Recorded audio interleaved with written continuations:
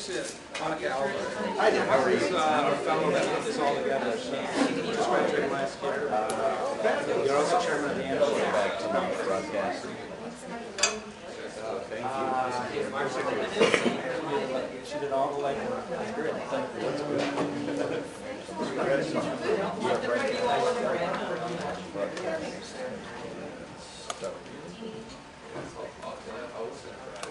Well, you could say you're doing a demo of the site without telling them they can access it. Come on, do it. Make nasty comments about it. Right. That'd be great. Thank you.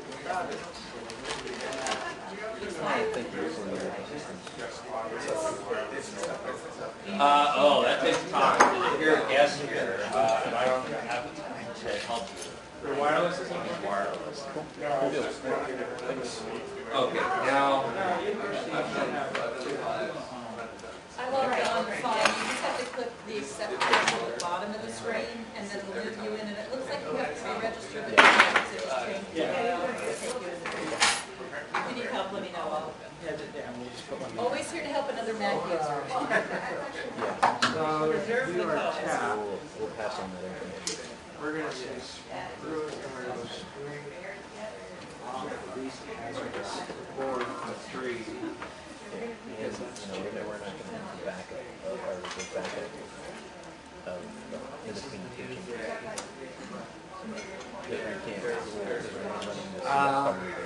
You're doing great. Mic stand there. So, Jeff, you want another mic stand at this? Yeah. No, we're not going to do that. No? So we're just using We'll table? just put this one here. No problem. And that's No problem. one more step, but We'll this do it. last minute I don't want to. Yes. You're beautiful. I think you and I are going to be beautiful. Let's go do motion pictures together. Okay. Sure thing. Thanks. Right, bye. Are we going to start vacation? No, we're doing it. We're busy. You do it all. Okay, you have 3. You have 1 Q&A, 4, David. Yeah, this you have 4. Okay. Can you, we have one extra quarter, or we use our phone? We have 2 more. We can do it. We can do it. You want it? Let's just put one here. You want one there? So, You got it. I'm going to turn you back down. Hey, Bernadette, how are you? Very wonderful to see you. We'll run it back. You want it on a stand now? Yeah, I've got No problem. We can make it happen. Here. We'll just do it. I don't want it. I'm not going to throw it. Here, so that if anybody else, if somebody wants to talk. Okay, you know what? Jeff, you have options. You can use it on the table if you want to say, just take it right off here and do it. Okay, how's that? You like that? Let's just run the extra table so that he can have freedom of movement and no restrictions. Right? Perfect. Okay, so Diana, quick change right here. No, Jeff, right here. Here. Thank you. Beautiful. So if they want to grab it from the table, you can put it in your office and put it on the stand. Oh. You're set. Oh, here. We're good. We're ready to rock. And then type PA. Okay, so the, And then You need to check your I do. fees.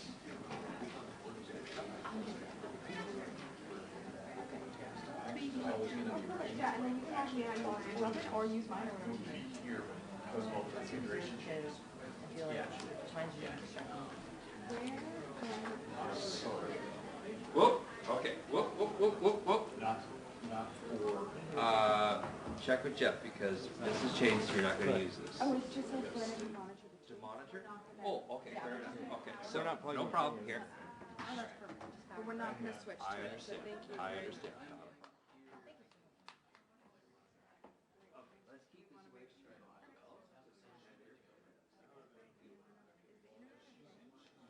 If your Wi-Fi is good. Okay, and then you're going to want to go to this. Web.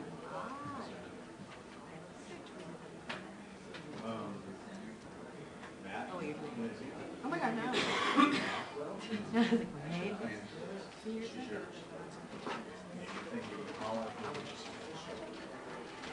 Got it. And this is, Is that all you got? And then I'll put it in one of that. that board doesn't have the ability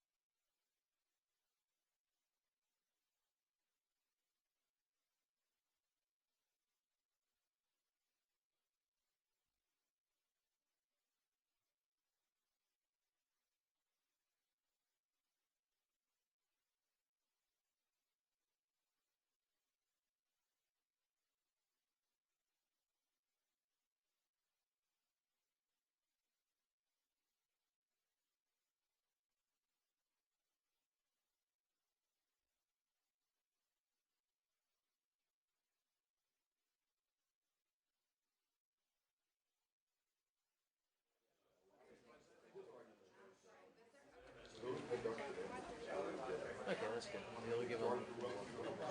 Here it comes. Yeah, it'll at least let people know.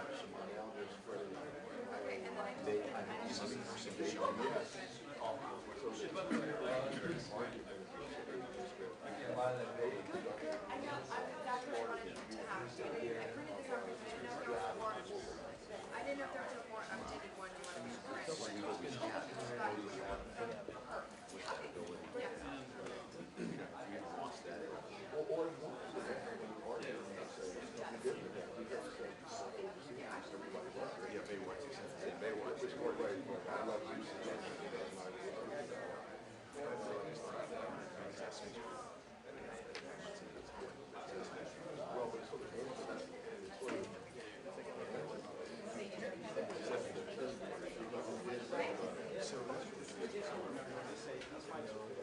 That's a very great analysis. I know one's allowed to walk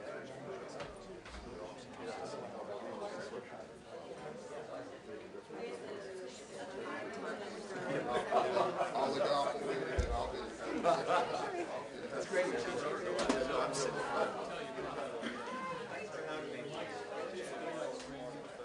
Yes.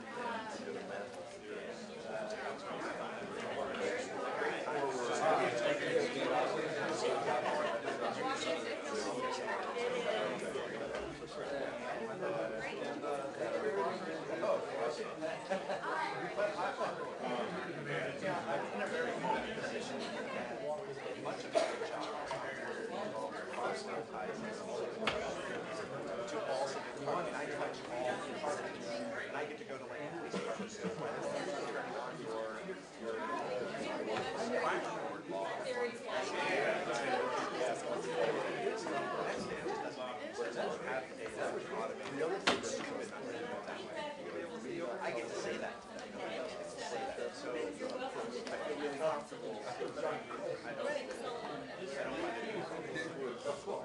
I'm not amused.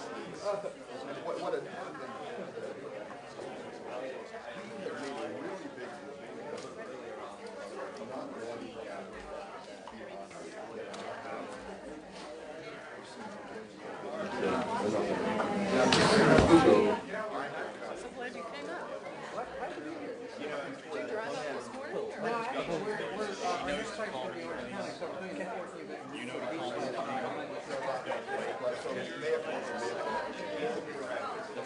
Don't worry, I get you feedback.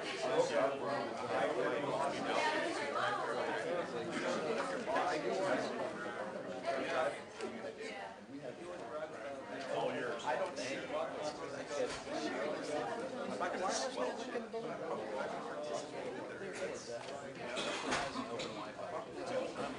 Oh, okay.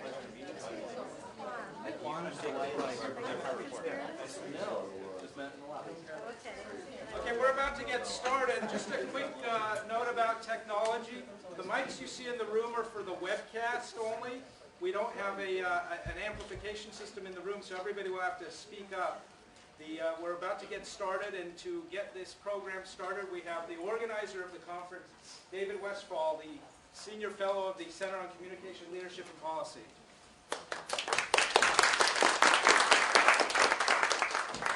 Thank you, and good morning, everyone, and welcome to USC Annenberg. I'm, as Jeff said, David Westphal. I'm the executive in residence at the Annenberg School for Communication and Journalism, and also senior fellow at the Center on Communication, Leadership, and Policy. And I wanted to mention those two organizations in full because they are the sponsors of today's event, and I'm grateful to both for making this day possible. Today also reflects the new emphasis that the leadership of Annenberg, under Dean Ernest Wilson, is placing on entrepreneurship as part of his economic literacy and entrepreneurship initiative. And I cannot think of a group of people who represent entrepreneurship better than the folks who are leading this news revolution by operating community and neighborhood news sites. And so I especially want to welcome those of you engaged in this work and who are on the revolution's front line. Not least of which because I have some idea of what it means to leave work behind for a day to attend a conference like this. We welcome those as well, like myself, who have come to learn about your work and about what it means to be entrepreneurs in this emerging world. Some of you, I think, for example, Barry Parr of CoSider have been covering and engaged in your communities on the web for quite a few years now. Others, like Susan Mernit and Kwan Booth, who just launched Oakland Local a few weeks ago, are newcomers at this. And along the same line, some of you are nonprofits, some of you are on the for-profit side, but all of you are engaged in the tremendously important work of producing news and information in the public interest. And at a time of tremendous uncertainty in the news business, attempting to prove that this work is sustainable. And so we come to the title of today's program, Entrepreneurship in the Community Web. We've asked each of the website presenters to share their best entrepreneurial idea, and we hope by the end of the day that means that you'll head home with a pocket full of great ideas, some of which we hope you'll be able to incorporate into your own operations. In the process, you'll be able to share the stories of your businesses with your counterparts from around the state and with those of us at Annenberg and with the audience that is watching on our live stream. You'll also hear from Jarl Mohn, entrepreneur extraordinaire, who will be our speaker this morning, and from Jonathan Weber, who's also charting an extraordinary entrepreneurial chart at New West in Montana. I want to say also a personal word about the website operators who are with us today. I began writing about community news websites a little more than a year ago. My first interview was down at Voice of San Diego at the offices there, and since then I've come to understand a bit about the world of community news sites. It's obviously exhilarating, tremendously rewarding, and simultaneously a mighty challenge that tests the stamina and skill, and oftentimes, I suspect, the bank accounts of all engaged in this work. So I want to say on behalf of Annenberg that we salute you. We're inspired by what you do, and also that your work is of tremendous importance to us at Annenberg. We know that our work here today will be much better by listening to you. A couple of housekeeping matters before we begin. As you can see in the agenda, the Twitter hashtags for today's meeting are hashtag CAWEB and hashtag ASCJ.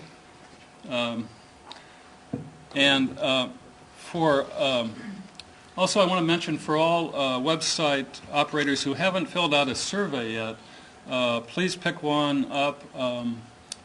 Monica, they're at the check-in table, so if you haven't gotten one, please pick one of those up and fill it out. We'd be appreciative. We'll let you all know the results of that survey. And also, before I introduce Geneva, I want to recognize my colleague, Jeff Kwan, who heads the Center for Communication Leadership and Policy, which has provided hours of staff time for today's event. Jeff, would you stand? Now, I can tell you from personal knowledge that Geneva Overholser has been talking about entrepreneurship almost from the day she took over as director of the Annenberg School of Journalism in July of 2008. More to the point, entrepreneurship is being richly incorporated now into the Annenberg curriculum. Geneva?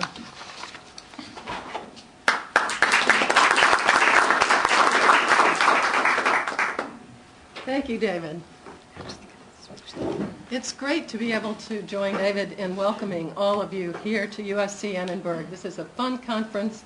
We're delighted to be able to sponsor it along with the Communication Leadership Center. I was on a panel at Pomona College a week or so ago with a couple of people, one of whom was Richard Perez-Pena, media reporter for the New York Times, as many of you will recognize. And he said to me, why in the world would anyone want to run a journalism school at this moment in time? And you know, the fact is, while many people would say that's a perfectly valid question, the reasons are myriad. One thing is, of course, that the public needs the information that we all provide more than ever and needs the talented young people who will come through this program and continue that stream of high-quality information. Another is that we can provide information to help inform the debate about the future of journalism, and I am very grateful to David and to others at the Communication Leadership Center for helping to provide that information in research on nonprofits and their role, and research on the role of government, which many people like to deny, but there is no denying it, and in so many other arenas. But one of the reasons we really are glad to be running a journalism school here is that we, too, can help supply the information that the public needs, and which is gradually, and sometimes not so gradually, being eroded as the economic underpinnings of media are collapsing. So I wanted to note here at the beginning of the morning that we at USC Annenberg are in fact engaged in a number of community web news outlets ourselves. I see some of the people who are running them represented here. One is Intersections, the South Los Angeles reporting project, which reports on our own neighborhood very richly in collaboration with people in our community. And Willa Seidenberg is back here. Raise your hand, Willa, who runs Intersections. I'm delighted you're here. Is Bill Sellis around as well? No. But Emily is. Yes, Emily, raise your hand. One of the wonderful things we do with Intersections is to work with a number of high schools, and that, among many other things, are particularly strong leadership by Emily is making possible. Emily graduated from Annenberg last year, and we have a way of keeping particularly talented people around to keep the good work going. We also have in Alhambra, another neighborhood in Los Angeles, which in fact has 3 primary languages, Mandarin, Spanish, and English, and which of course is therefore presented with a particular challenge in solving civic problems. How do you bring a community together to do that? Michael Parks, back here, Michael, raise your hand, my predecessor as director, is in charge of that, a very interesting project, along with colleagues in the communication school, which is one of the strengths of our being here at Edinburgh, having the 2 schools together. We also have neontommy.com. I hope you all will get to know that during your time here, doing some really interesting reporting, breaking stories on swine flu recently, for example, and being picked up left and right, as well as Annenberg Television News and Annenberg Radio News and our documentary program, Impact. So we're proud to join all of you in providing information for the communities in which we live. And now it is my great pleasure to present to you the leader of our school, the dean, Ernie Wilson, who is absolutely one of the main reasons this school is exhibiting so much energy and is so directed in an innovative and constructive direction. I have felt, somebody interviewed me yesterday for El Rodeo, the yearbook at USC, and she asked me, well, why did you come to Annenberg? And I thought, you know, people say things like this, but I mean it. I do not know a journalism school that could offer more hope of really helping lead in this era of difficult and challenging times, but very promising times if you embrace the notion that we have a great future if we're innovative and entrepreneurial. And that's the kind of future that Ernie is leading us toward. So I give you the dean.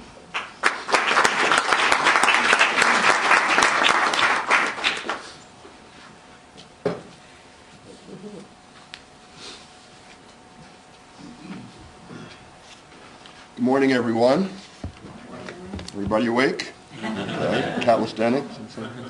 Someone once said that the future is already here. It's just not evenly distributed. And looking out at this audience and having been told by David and Jeff who is in the room today, I feel like I'm right at the cutting edge of the future, because you all are the future. You're making the new media, you're making the content, you're creating the platforms, you are providing what Geneva calls information in the public interest. And so we are delighted to have you here at the Annenberg School for Communication and Journalism. We hope we have something to share with you, and we are confident that we can learn a lot from you over the course of this conference. Again, I want to thank Geneva Overholser for her leadership of the School of Journalism, and I also want to thank David, who's been here with us. And the mission of a great school and a great university is to do three things. You're supposed to teach well and research well and provide a lot of service. And David has done all three of those things. He's been teaching a very interesting course on this topic with Jeff Cowan on the issue of leadership and entrepreneurship. It's been a very successful course. He's done a tremendous amount of interesting research on business models, both in legacy media and new media, as well as being engaged in the topic of today's discussion. And he's also been of great service to the school as well as to the nation. He just returned, I think, from a hearing at the Federal Trade Commission, which is looking into the issue of competitiveness in the journalism space, and testified on his work there. So we really are delighted and lucky to have David with us.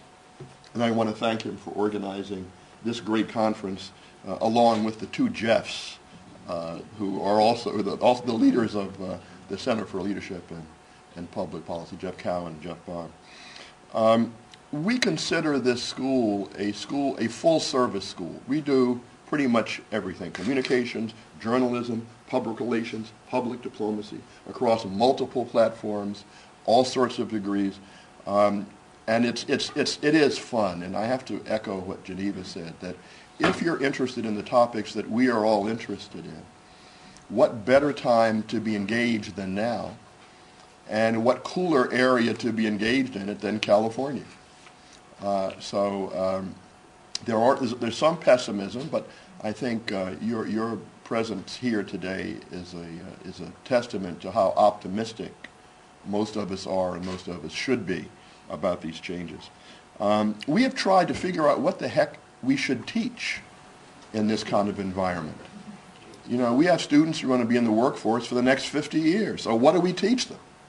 So we've been wrestling with that, and my colleagues, Geneva and others, have sort of zeroed in on a couple of issues. One is leadership. We don't want our students just to survive. We want them to lead these changes in this tough environment.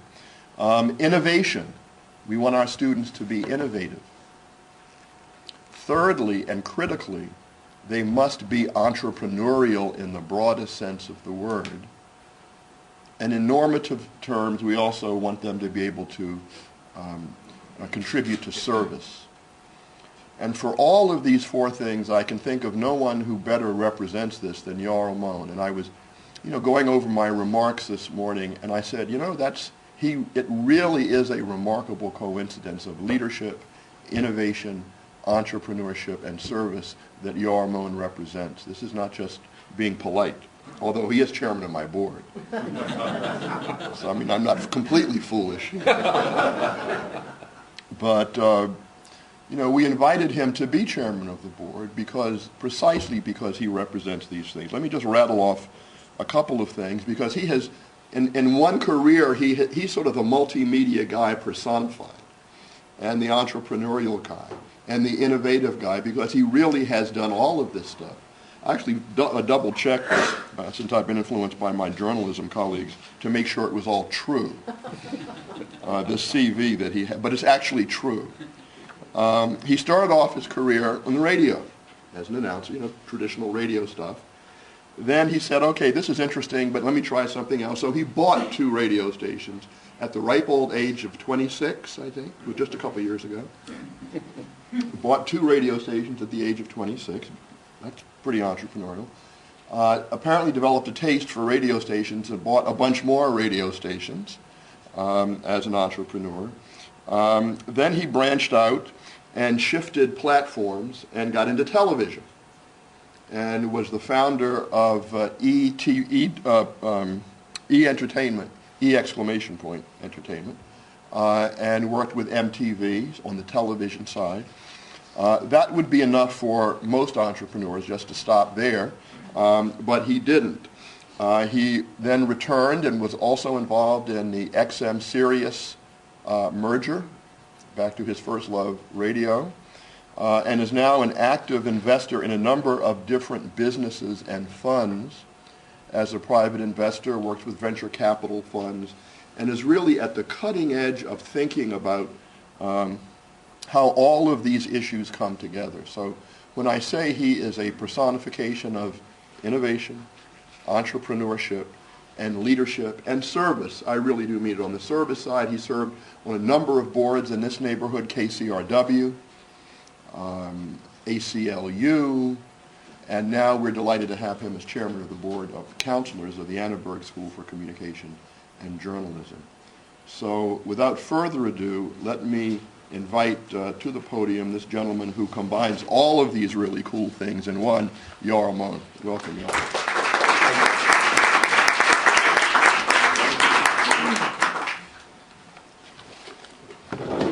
Good morning.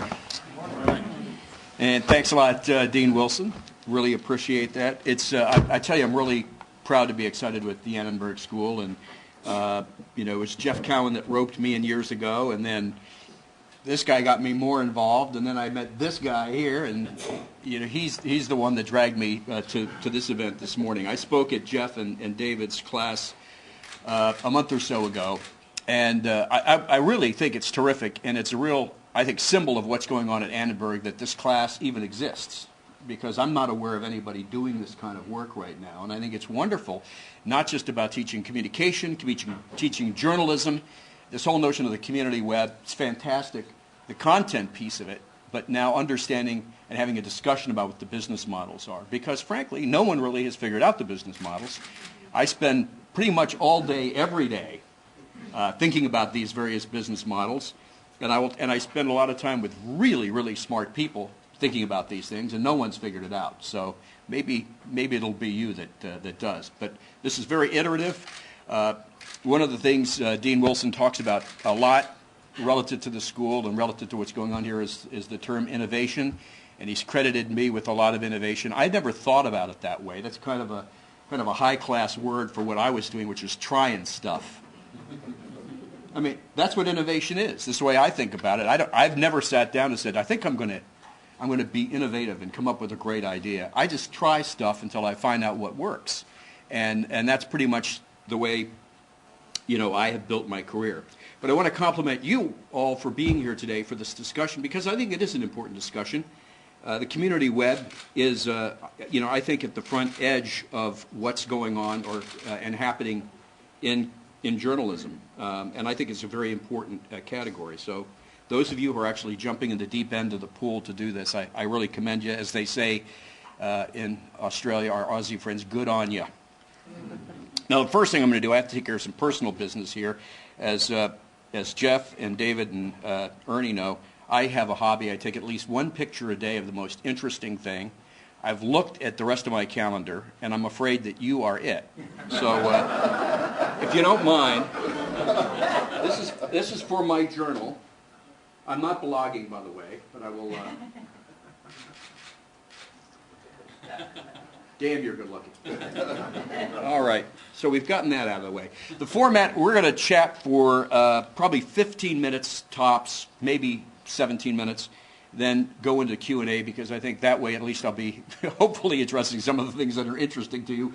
Preferably some of the initial 15 minutes will be interesting too. We'll try to work on it.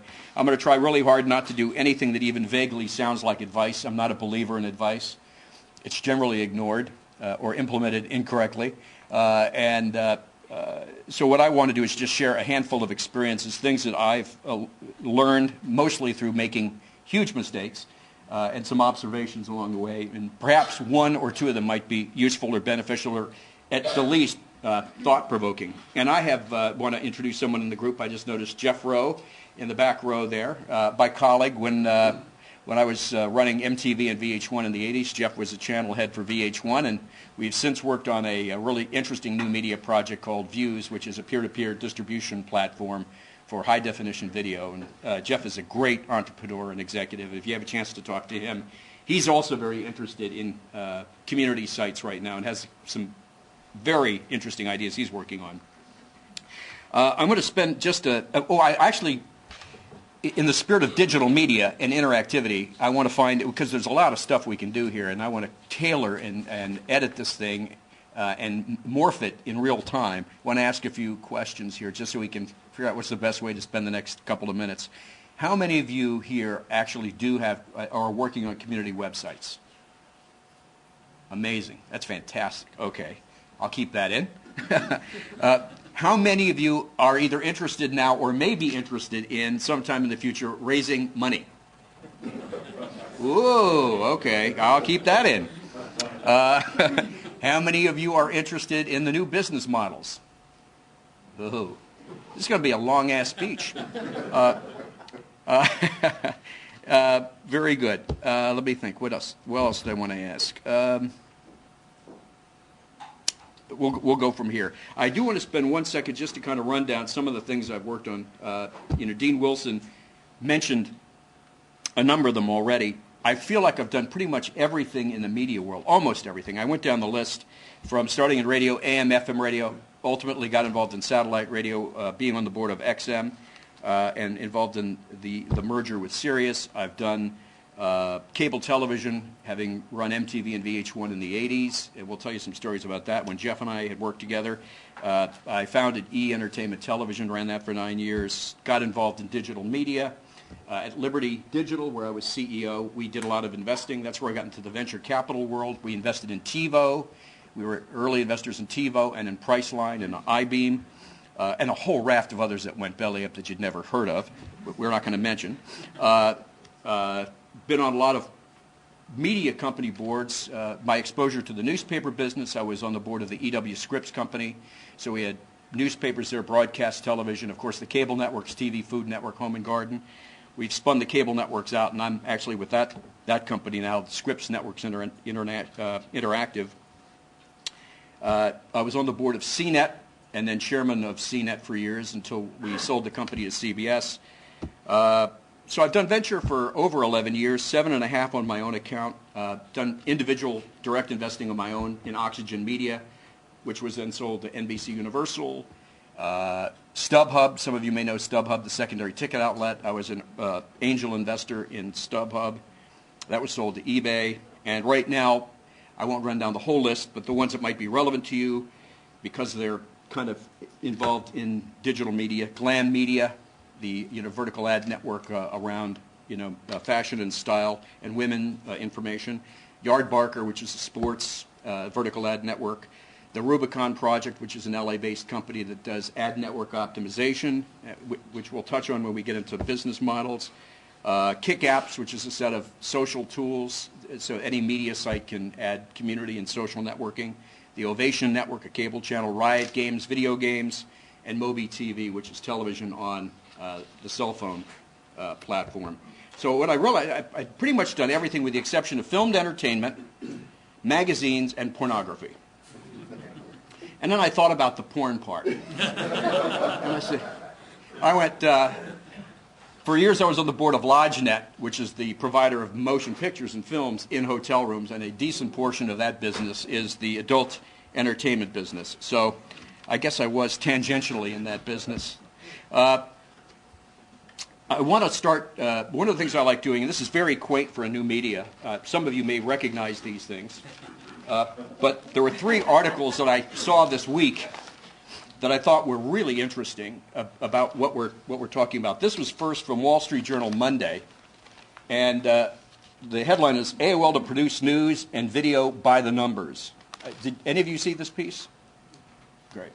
I'm just going to read 2 lines from it. One says, AOL is putting the finishing touches on a high-tech system for mass-producing news articles, entertainment, and other online content. Mass production. And skipping ahead said, AOL is betting it can reinvent itself with numbers-driven approach to developing content based on what web search and other data tell us is most likely to attract audiences and sponsors. So mass production of content, that's number one. Second article that I thought was really interesting was from Wednesday's Wall Street Journal. Is it copyright infringement if I'm reading from this to a group of people? You have to pay them Okay. 50 cents a word. Rupert will come in and cuff me to this podium. The opening line is, Google said Tuesday it will let publishers set a daily limit on the number of articles readers can view for free through the internet giant search engine.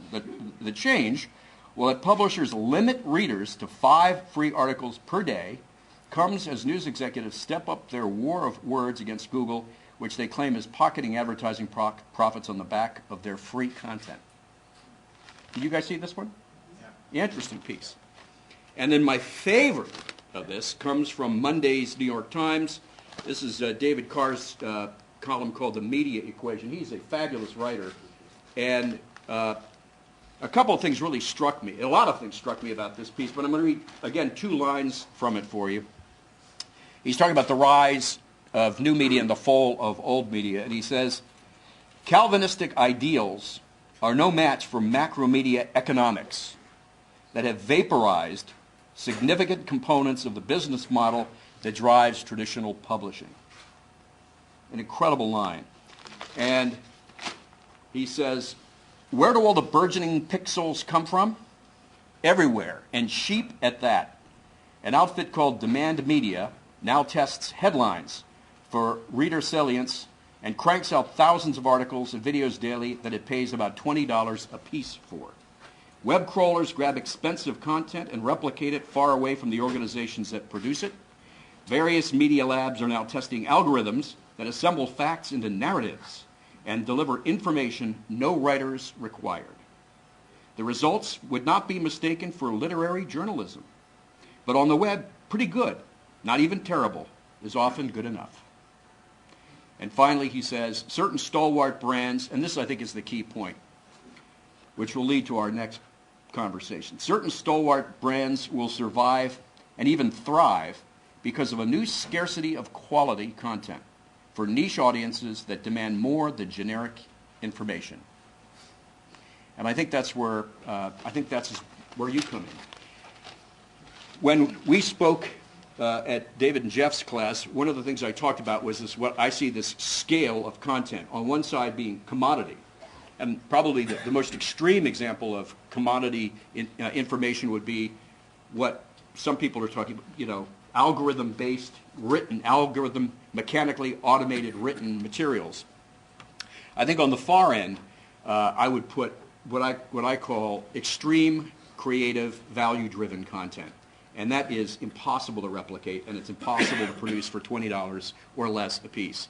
And I think that's where you folks come in. And on the scale of commodity, I think if you're going to make a living at it, you can make a living as a commodity provider, commodity information provider, providing information that's available almost anywhere. But the only way to do that is if you have incredible scale, if you make it available to everybody so that you're selling each one of those impressions for pennies, and that you can make it work because there are plenty of them.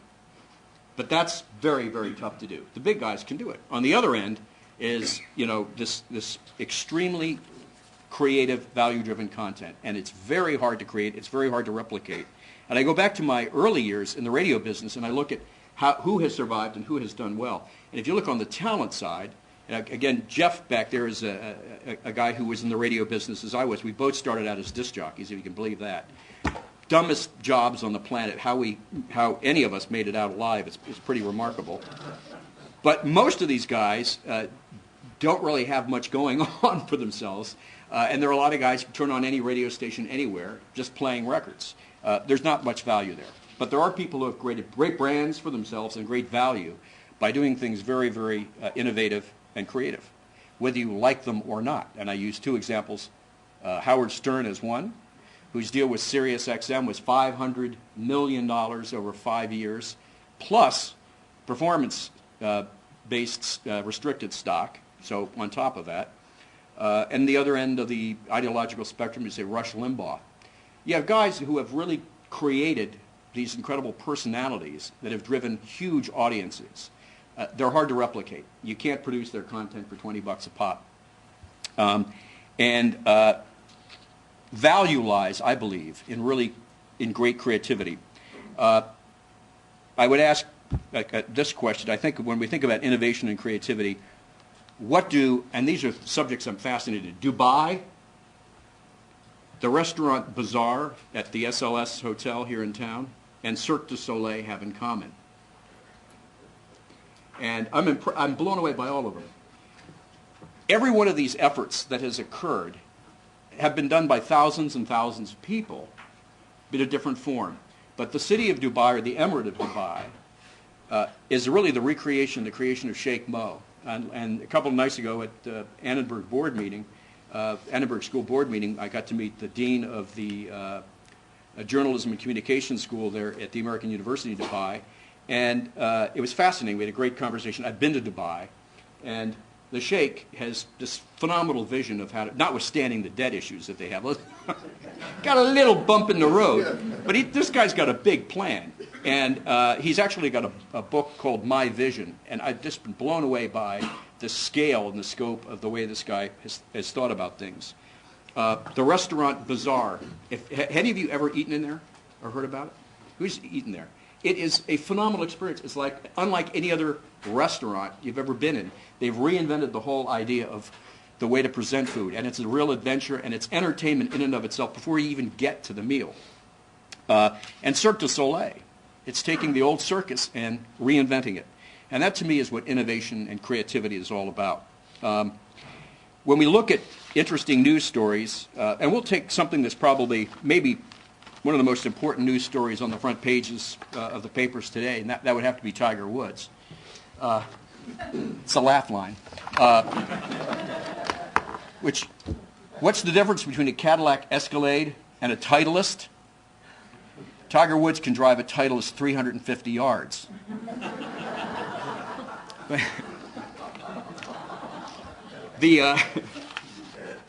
if we look at the way that story broke, and the way the story has evolved, we're doing this just kind of as a more fun and interesting way to probe. There's the story that Tiger Woods has driven his Cadillac Escalade into a fire hydrant, and his wife has come out to rescue him with a 9-iron and bashed in the back of the car. And each moment, the story in real time is playing itself out with new information and new facts. Most of the information has very little shelf life. It's of the moment. It lasts for a minute, and then it's superseded by another piece of information. So the question is, how do you create value in that type of story? And that's, you dig up more information. Okay, who are the girls? What's their story? Are there others? Because now it's turned out that there are others. Are there pictures? Are they hot? He was using his cell phone. He was texting. What was he saying? Let's get the transcripts. Let's get tapes. And in terms of more information, then it's a deeper story. Infidelity amongst celebrities. Infidelities amongst sports celebrities. Whole cottage industries, evolving out of this particular story. But you can take any news story, and my contention is the deeper you go into it in terms of content and providing more analysis or a point of view that, an automated algorithm cannot generate, the more value you're going to create for yourself and for your website, regardless of how large or how small it's going to be. I want to shift from that point now, because we're talking about value creation and content, and just a little bit more on the business side. For those of you who are entrepreneurs, many of you thinking about raising money at some point, is why I asked the question. I always get asked, what do I look for when I look at a business plan or a company? And the first thing I always look for, because if I can't get past this, I don't even care about the business, and I don't care about the business plan, is the entrepreneur. And the first thing I want to know is, does this person have a track record for making money for investors? Now, many people know because they're first-time entrepreneurs. But if there is a track record, that's the first thing I look for. The second thing I look for is if they don't have that, is there a track record of meaningful success? And I underline the word meaningful success, and this is a huge part of the interview process I do when I talk to entrepreneurs, is having them define success in their terms from a business. I'm not talking about enlightenment, That's a different kind of success. It's wonderful, but we're not going to make those value judgments here. Just talking about business. I want to know how they define success in the business world. And so I listen very carefully to entrepreneurs defining and describing what it is that they've done really well and what it is that they've done successfully.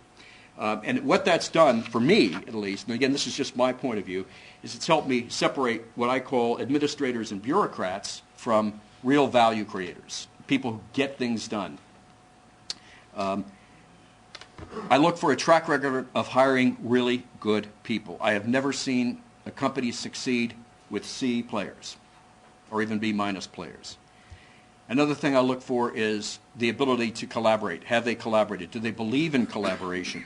Again, I rarely see long-term success with one person top-down calling all the shots. So I look for that. And I look for a solid plan, an idea how it's going to evolve. But I follow the 80-20 rule. 80% follow the plan, 20% be opportunistic and flexible. And that gets back to the trying stuff point of view. And you probably read, Google has an edict internally, which is they want everybody there to spend 20% of their time on something that's not core to their job. And that's where a lot of innovation and great ideas come from. And I think it's I try to do it myself in terms of spending at least 20% of my time on new and interesting projects. And then we talked about innovation. I'm going to jump ahead because I want to have enough time for Q&A to talk about one story of collaboration I use frequently, and I did it in the class for David and Jeff. And this was when I was running E. And this story to me embodies what collaboration and innovation and idea generating is all about.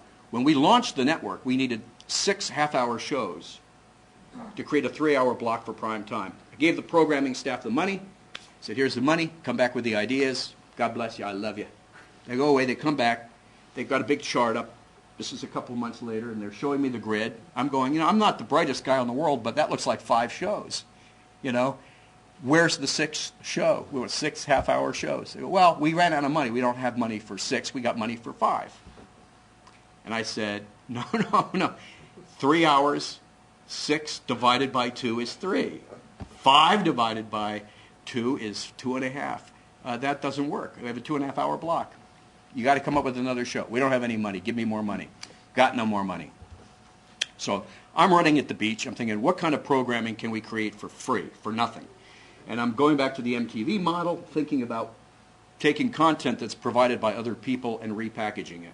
And at that time, some of you may remember, I have to be careful to telling the story because as I get older and the audiences get younger, this is going to be like Marconi talking about his first broadcast of radio. There was a program on when Geraldo Rivera had one of his talk shows, TV talk shows. He had some white supremacists on at one point, and they got into a fight, and one of the skinheads picks up the chair, throws it at Geraldo, and breaks his nose. Any of you remember that thing?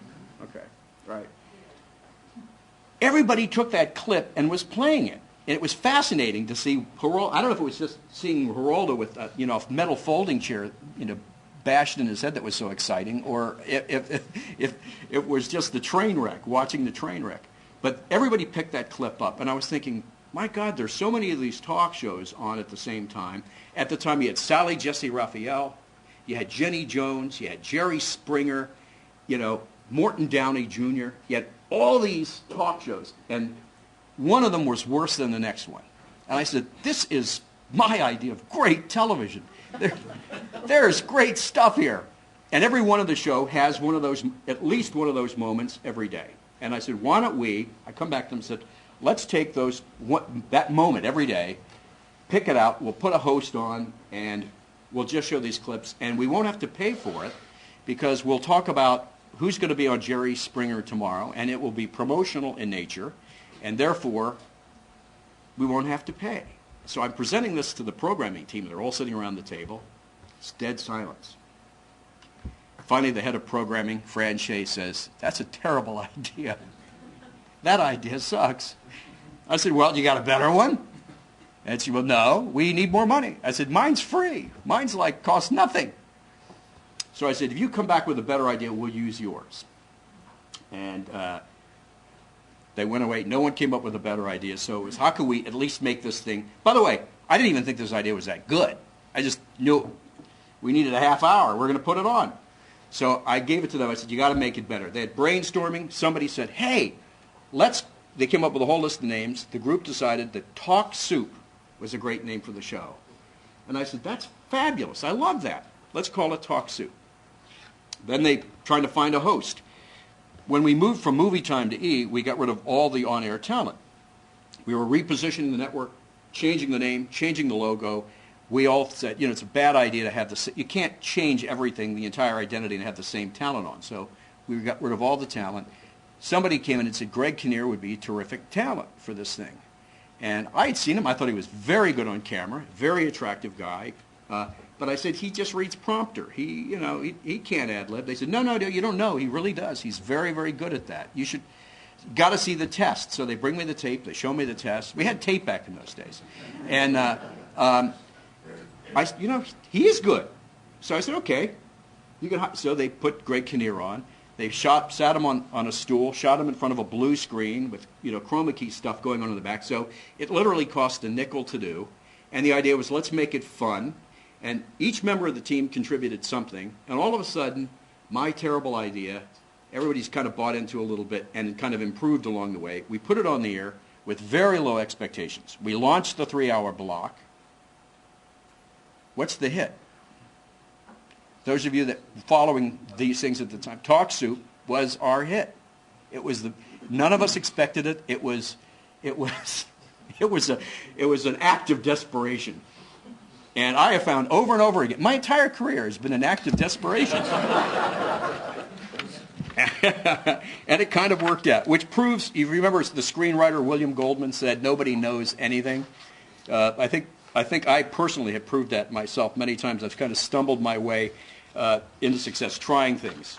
Now that I've met Dean Wilson, I'm going to tell people I've just been innovating this whole time. I just didn't know it. So we will jump ahead. We're fast running out of time, and I wanted to leave time for questions and answers. So why don't I open it to David and then to the group, and so we can wrap up on time. Thank you. Jarl, your 80-20 calculation is an interesting one in terms of saving some time in the day and the week and so on to think creatively, to kind of step back from the fray. How do you step back from the fray when you really can't, or you feel like you can't? And how do you make sure that happens when really, and I think this is probably true for many of the people in this room, the day-to-day stuff actually adds up to 110, and so there's not much room for 20. It's a great question, and it's like my mother used to say, do as I say, not as I do. When I look back on my days of actually running businesses and operating businesses, if I honestly appraise, before I even get to the 20% of innovation and creativity and thoughtfulness, just growing a business, I would tell you honestly, I probably spent less than 10% on things that really moved the needle. And 90%, probably even more, was the day-to-day things that I needed to get done, the boxes that needed to get checked. Because it's very difficult, and it's overwhelming day to day. One of the things I like doing what I do now, where I just invest in companies and I sit on boards, is today, 90% of my time, 90% is thinking big picture about these companies. I have the benefit of not having to worry about is so-and-so happy, and managing employees and so forth. But day to day, I personally think the only way I could do it would be to allocate time on a weekly basis to get out of the office, or taking a couple of days, a month away from everything, because if I'm in my house or I'm in my office, I'm going to deal with the stuff that's in front of me. And the only way I personally can get myself in a different frame of mind is to physically remove myself. And that's what I would probably do. Yeah. Jeff, the questions we're going to take from the audience, should they go to the microphone? I think we'll pick it up from the shotgun and we'll point the mic. So okay, so they can just... I'm going to ask one more and then be ready to ask Jarl your own questions. when you started, you listed a remarkable menu of organizations and ventures you've been involved in, and all kinds of business models that you've been involved in. Granted that no one has, quote, figured out the current media business model going forward. I'm sure you've got some thoughts about where a productive model might lie, or perhaps won't lie. Could you talk a little bit about your thoughts about what looks promising to you? I don't think what I'm going to say is going to be anything that you haven't all thought about a great deal, perhaps even more than I have. I think it's going to be a combination of, when we're talking specifically about content, subscription, and advertising. And I think the advertising component, which hasn't really fully been figured out at this point, or exploited or grown at the speed with which we like to, although it's growing at an incredible speed. There are companies, one of the ones I've invested in, the Rubicon project, which is an LA-based company, is a network optimization company, and what it does is it looks at every piece of content. This is primarily display advertising right now, and it looks at content. It looks at the page that it's on. It analyzes, the spot, what the content is, goes out, finds the appropriate ad works with 250 ad networks, looks for the best CPM for the publisher, represents the publisher, and then picks the ad up and inserts it in the website. And I think that is something, while I don't believe that good quality journalism is going to be created, using algorithms, I do think that advertising placement and efficient advertising placement is going to continue to evolve along that path.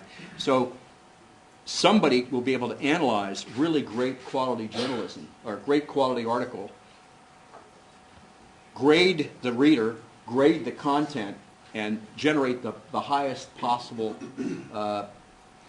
revenue for that placement of the ad, whether it's a display ad, a banner ad, or some rich media or video ad. And so I think when that starts to happen, the real quality will rise to the surface. A lot of people are going to make money on the commodity side of the equation as well, but I think really limited reach, very quality-rich content is going to be rewarded then. Interesting. So questions for Jarl? I've got a question about a particular business model that I developed. Last December I wrote an essay called How to Save the New York Times Business Proposal. I sent it to the New York Times publisher, president, and editor the day that I wrote it, advising them to become an online university, to diversify as an educational institution. And in August they launched it. It's called the New York Times Knowledge Network, nytimesknownow.com. And I was curious if you had any thoughts about the future of journalism institutions, either branching out as universities, online education institutions, or existing newspapers that are struggling to survive merging into universities. It's a really interesting thought. I have not spent any time thinking about that. I even though I am now the chair of the Board of Counselors for the Annenberg School, I will tell you my personal involvement or knowledge about the actual business of universities is minimal. And so I don't think I would have a thoughtful or an intelligent frame of reference on that at all. I do think newspapers have big challenges, and that might be, affiliating with universities might be an interesting way to go, but I've not spent enough time contemplating it to be thoughtful. Yes? I'm Angela Shaw. I'm here for reportingonhealth.org, which is a California Endowment Health Journalism Fellowship website, which is USC affiliated. My question, actually, the talk soup lesson is a really good one for new media, I think, where when your back's against the wall, you just kind of try something. And I'm wondering if you have any other sort of, I won't say the word advice, but ideas about lessons new media, community media can take from old media. What kinds of things can we salvage from old media, as we create quality content on the web? Well, I don't know. It's true that when one's back is against the wall, one is almost forced to try new things. But I think it's good to do it anyway. Even when your back isn't against the wall, it's just. We used to have a phrase that desperation was the mother of invention, and It's always been the case. What lessons can be taken from old media? There's a whole body of knowledge about what people want and what they like and what they're willing to pay for and what they're willing to sit through advertising for that I think is very instructive. To me, new media is just a different way of delivering content or ideas that have been around for a long time. Maybe refined. With community websites, we're talking about more narrowly defined. When I began, I remember going to a radio conference. This is a really interesting perspective. In this days, just put a framework on it. You'd have a handful of radio stations that would have in their market, let's say, you could even have a radio station have a 20% share of listening, and then you have a bunch that were in the mid-teens. And somebody stood up at that time. This had to be in the 70s. Said, sometime in the future, in the not too distant future, all the radio stations are going to have a 4 share. And all the guys that were running and they were all guys at the time that were running the radio stations. There's this big gasp. They're thinking, oh my God, how can that possibly be? And there's one person in the back of the room who obviously had a very low-rated radio station said, "Can I have my 4 share now?" And in effect, that's what's happened. You don't see radio stations with 20 shares anymore. They got 4. It's all been divided up. And so I think, this, community web is a great example of just getting narrower and narrower. Radio got very narrow. Television, with the onset of cable networks, started going after individual demographics and groups. Magazines have done it forever. Now, the web is even doing it on a far finer level. So, but the things people are interested in I think, remain the same. You had a question right down here, yes. Yeah. Thanks again for coming. My name is Jacob Bayless. I'm from EmpireReport.org, a community-based news site in the North Bay, in San Francisco area. You actually stole my first question, which was, what was the story behind Talk Soup? I was in college at the time, and it's sort of poignant. I didn't have time to watch all the talk shows. It was great to have something that summed it all up. We had an educational purpose. My question, though, in light of what I'm doing and a lot of people in the room are doing, I'm very interested to hear your take on experimentation and R&D. How has that kind of a focus played into all of the different, obviously, experiments you've done, but keeping focused on that where you might be stuck in a rut doing something? I mean, obviously, Talk Soup, I think, is still going. Is that right? There's some variations now called The Soup. I think it was off for a period of time, and it's back with a new name, but it's generally the same idea. So media is obviously really in a doldrum right now, looking for something new. How has experimentation played into your career? It's been my whole career. Not for any other reason than being backed against the wall and desperation and trying things. One of the things we talked about in the class, and was in my original notes, I have run and built 8 businesses myself. Now I'm involved in far more. I'm an investor in 16. There's not one business plan that I've created, there's not one business plan I've ever seen that the business evolved the way it was supposed to have. Okay? And it doesn't mean, so I work with a lot of VCs, incredibly smart guys. They're out of Stanford, and they'll rip apart a business plan, in like seconds. I've seen, entrepreneurs be brought to tears. I don't even look at them, because I will look at them, but not because I'm really interested in the third year. Your revenue assumption is that you're going to get this percentage of that market, because it doesn't work out that way. I use it as kind of an IQ test and a reality test for the entrepreneur. Tell me how you got to these assumptions. Tell me what happened. What do you think is going to happen? If it doesn't happen, what do you think you're going to do? I think experimentation, trying stuff, innovation, you have to do it, because I've never in my life, not once, seen a business develop and evolve the way it was on paper when it started. Ever. Not one. Let's take one more. One more.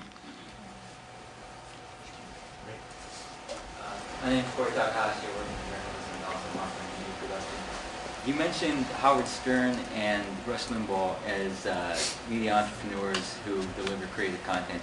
I agree with that. Do you have any example of journalists, though, who do the same and are successful outside of maybe a major media outlet? Well, it depends on how broadly you define journalism. I think there are, a lot of journalists. The example we used in the class at the time, I wanted to do something fun today, so we used Tiger Woods, and it's probably not the best example I could have used. But at the time we had the class, Ted Kennedy had died, and we talked about, a whole range of ways that that story could be converted into content and create value. The actual, today Ted Kennedy died after, a long illness is a piece of commodity information. And you can go from that to an analysis of a writer writing a story about, the man, the difference between the man and the politician, to someone on the extreme end, writing the definitive biography. Is it journalism in terms of showing up in a newspaper and being the Rush Limbaugh or the Howard Stern in the newspaper world? I don't think that exists today that much, but I do think in the publishing world and the book world it certainly can. People have done it at various levels. Ken Oletta certainly has done it covering media on the in magazines, newspapers, and in books. But it's a different world. I think the written word today does not command the kind of, doesn't create the kind of value in the world that, say, a radio personality.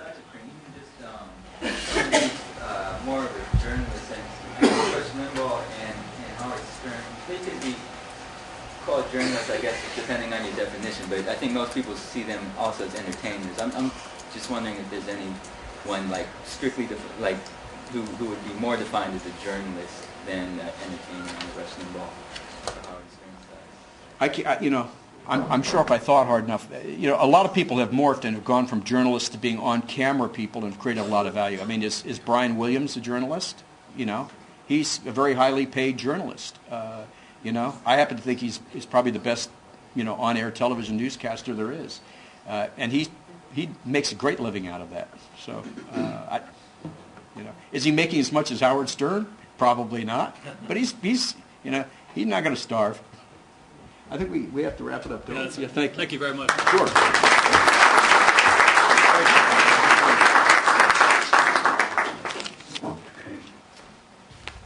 Jarl, I think maybe you were one of the early aggregators there with TalkSoup. That's right. We were aggregating, we didn't even know it. Thank you, Jarl. So we're going to move into the next part of the program, and the organizing principle for today's conference is a rapid-fire presentation, a set of presentations from many community websites around the state. The good news is that we hope that this will make for all of you a fast-paced day that will be filled with a lot of ideas, some of which you'll be able to successfully take away. The bad news, of course, is that it means that each of these presentations is going to be quicker than probably anybody would like, including the presenters. So I'm apologizing in advance for this rapid-fire program to those of you who are presenting. On the other hand, the Federal Trade Commission this week gave me just 3 minutes to make my statement in D.C., so my empathy is not unlimited here.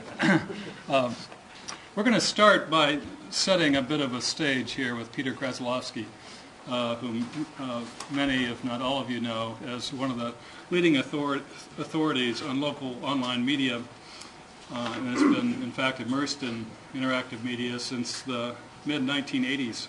He's program director as well as vice president of the Kelsey Group, where he runs the Marketplaces program, and also prominent in his local onliner website. And I also like him because he's a real tall guy. Peter.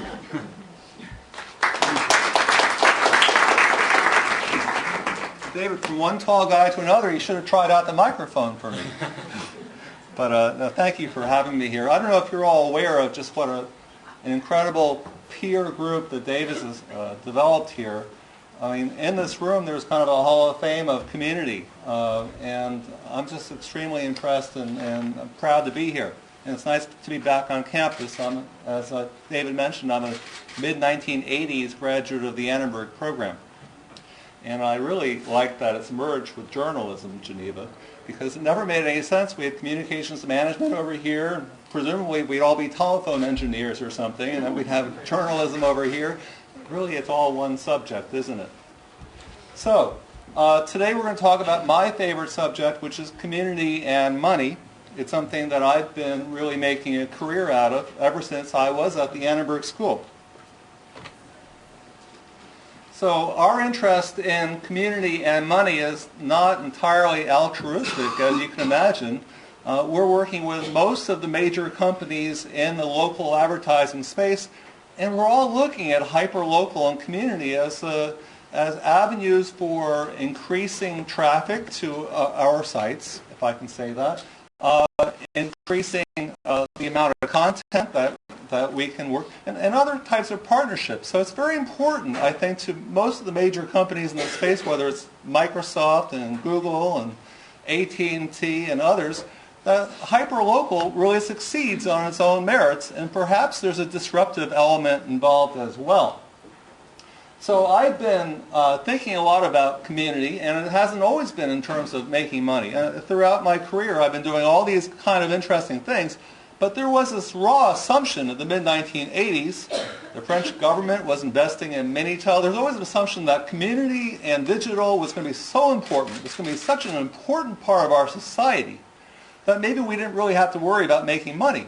And I think that all of our whole economy has changed. Everybody has to earn their own way.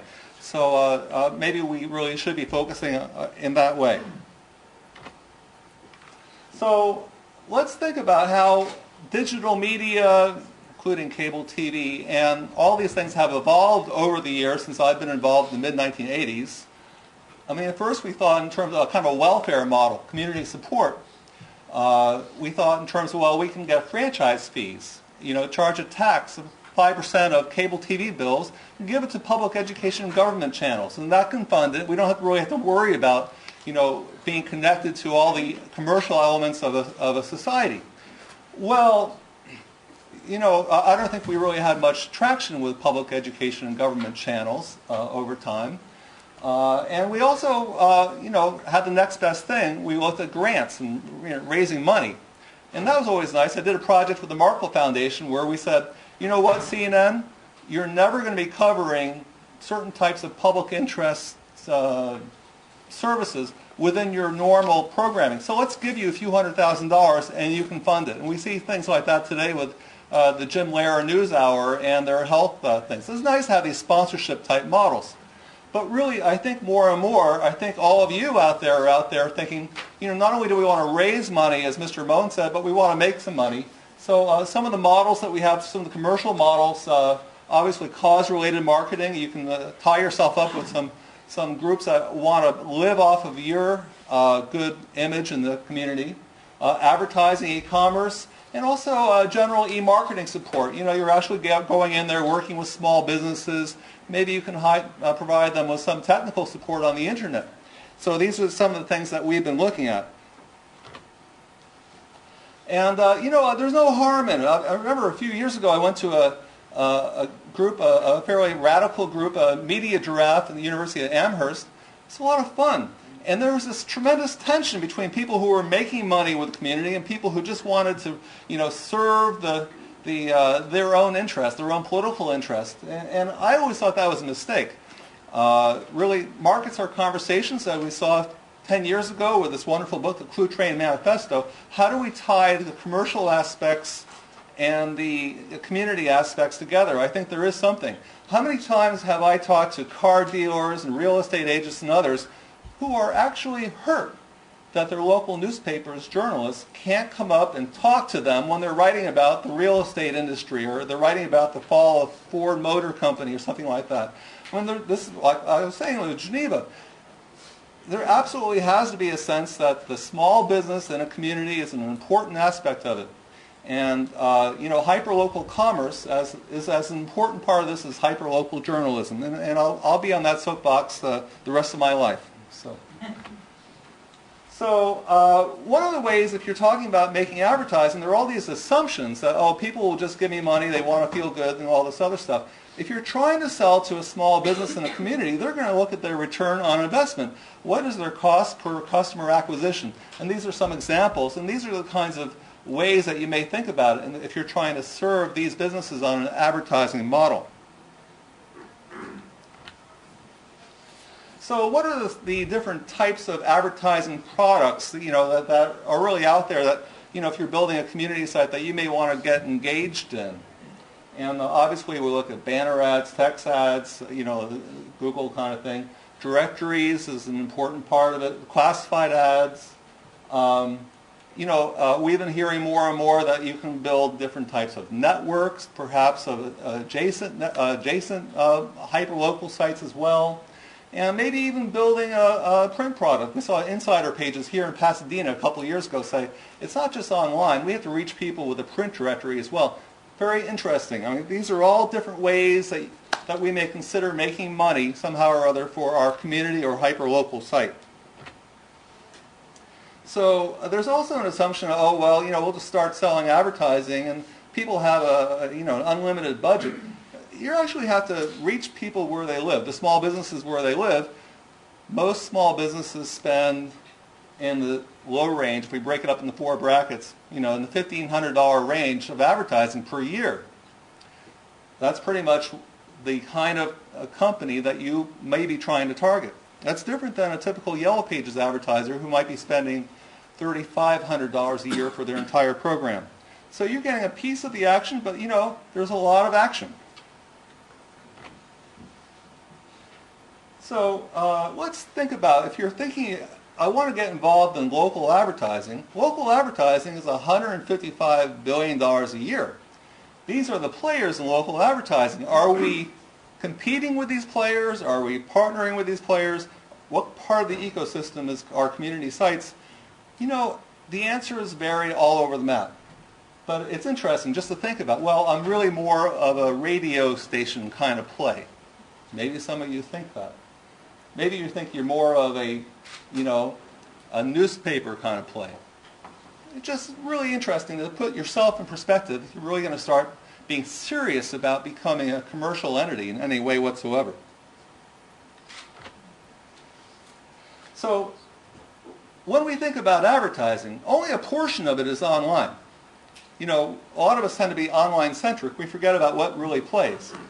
About 19% of online spending today in the local sphere is there, and a lot of it's driven by Google and other search.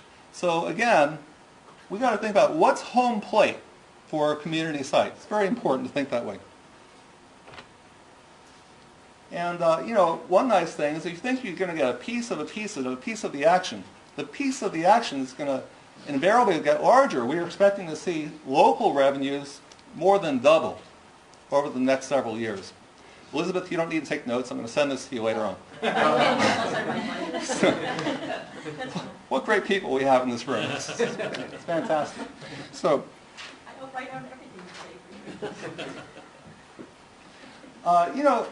So that's it. Look at the BIA Kelsey, my consulting firm, and we can build all the forecasts of how much money there is in the pie, and it makes everybody comfortable. But we do know that there are disruptive elements happening all over the place. I applaud them. We have no idea how important they're going to be, none of us.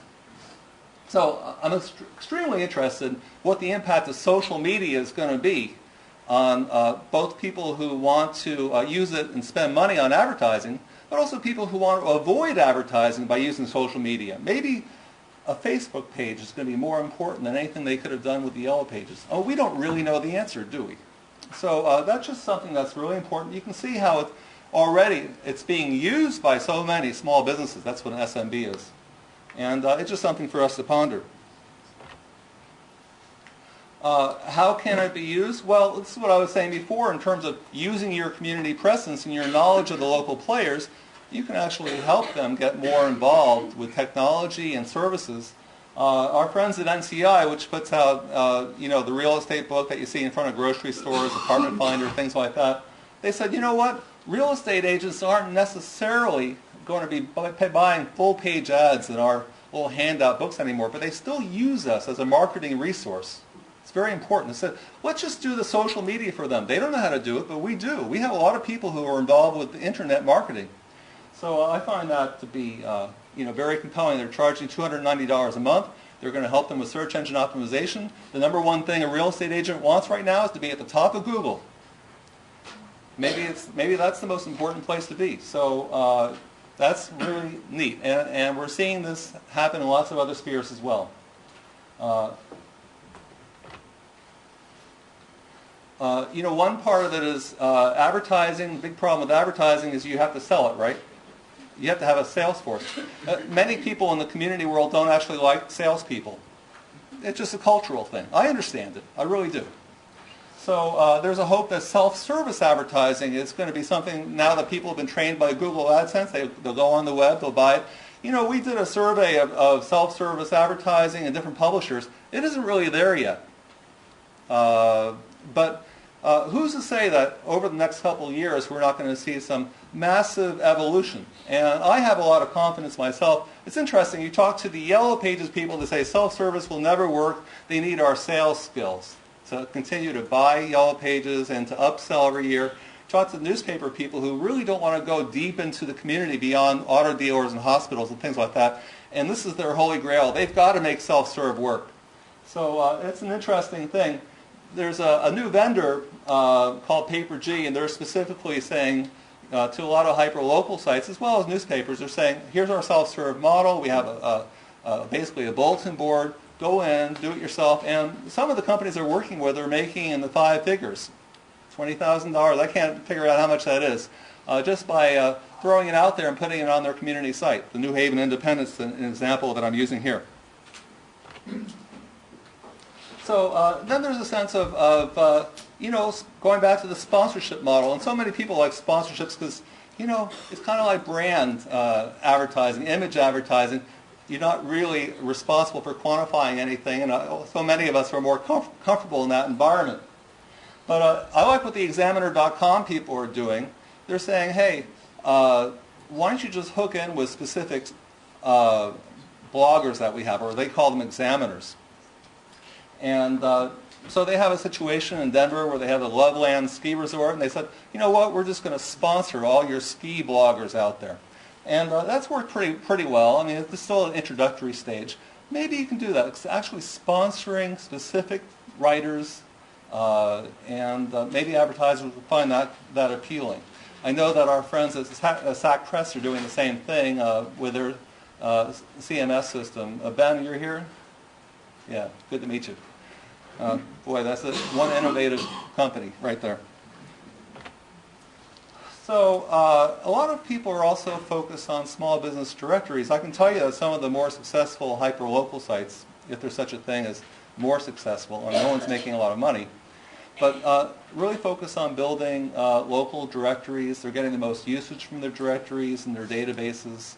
But it enters into all these different issues. What's a directory? How do you sell it? What kinds of features are you adding? Is it a good foundation for selling all the other range of advertising products? Remember, when it comes to small businesses, and that's what most communities are made up of, it starts out really with directory advertising, considered purchases like that, the plumber, the lawyer, and things like that. So certainly something to consider. And we have an interesting situation with networks being built too. Another holy grail for a lot of community people, thinking, I'll just wait here and people will hook into my network and I'll be able to get some national and regional advertising. I think that's potentially a nice thing. I see Jonathan Weber's here. Maybe we can talk about what Growth Spur is doing. You're advising them. You have to deal with the appeal of your network, of your site, and your demographics and your reach to become an important part of any network. I mean, it's an advertising situation. So we'll see more about that. I'm especially impressed with what some of the guys have done with the adjacent services, where some of the bloggers, like in Seattle, they have 5 neighborhood sites that have all teamed up together, and it's called Next Door Media. And they're able to say, you know what, we have a reach in Seattle. which is actually pretty comparable to what they're getting with the Seattle Times. I really like that kind of local network approach. 1 minute, Peter. So, David, I'm there. Here are my conclusions. Ultimately, we think that going head-to-head for ad sales with local media companies may not be that successful. And you know that sponsorships and cause-related marketing are your low-hanging fruit. I mean, you can certainly sell your charm and charisma. Self-serve's okay, but, it's just limited at this time. Really what I think is working with your local businesses, extending your relationships with them, being able to sell a variety of things like search engine optimization and websites, a very strong potential for a lot of you. And ultimately, hyperlocal sites aren't really very important in the scheme of things. I'm not telling people to invest in the world of hyperlocal community right now, but at the same time, it's at a premium. Good content's always valuable. And your efforts to form partnerships with local media and directory companies probably are not going to go to waste. So that's my 2 cents. Thank you. Let's have a few questions for Peter. Susan. Okay, I don't want to get up, so I'm going to try to be loud. So I thought that your observation that building relationships with small businesses and then selling services as a way to have an additional revenue stream was a really good idea, but it's something that we're struggling with because we also are a reporting arm, so we're blending reporting with community news, and I'm a little bit concerned about, doing consulting for the local energy company or the local museum, and then also writing about them. So wonder if you have thoughts about that. The Church and State. Susan's with Oakland Local, which is a great new site. There's a lot of education on both sides. I mean, I've worked with a lot of corporations, I think you have too, and you actually have to tell them, we won't do this. Working with telephone companies has been my basic existence for many years, and they don't mind if you stand on the top of the table and say, no, you want to work with the hippies, become one. But yeah, there's a lot of push and shove. I wish I could give you a more specific answer. Your last point in your last chart that hyperlocals aren't going to become a major part of the advertising. You don't expect that to be the case down the road, or what's... There's no way to forecast it. There's no real hyperlocal revenues today. And whether hyperlocal is a destination site or it's just part of a broader, broader mix, local advertising in general is entirely fragmented, and everybody's getting a piece of the action. Do you know in most cities that not a single site has more than 15% of the overall traffic? So, yeah, it's hard for us to say, okay, here are eight different local media, and hyperlocal is the ninth. Somehow or other, I don't see it shaping up that way. One more question. I have a question about pricing ads. I imagine it has to be based on the traffic to your site, but is there any rule of thumb? For pricing? Yeah. Pricing advertising?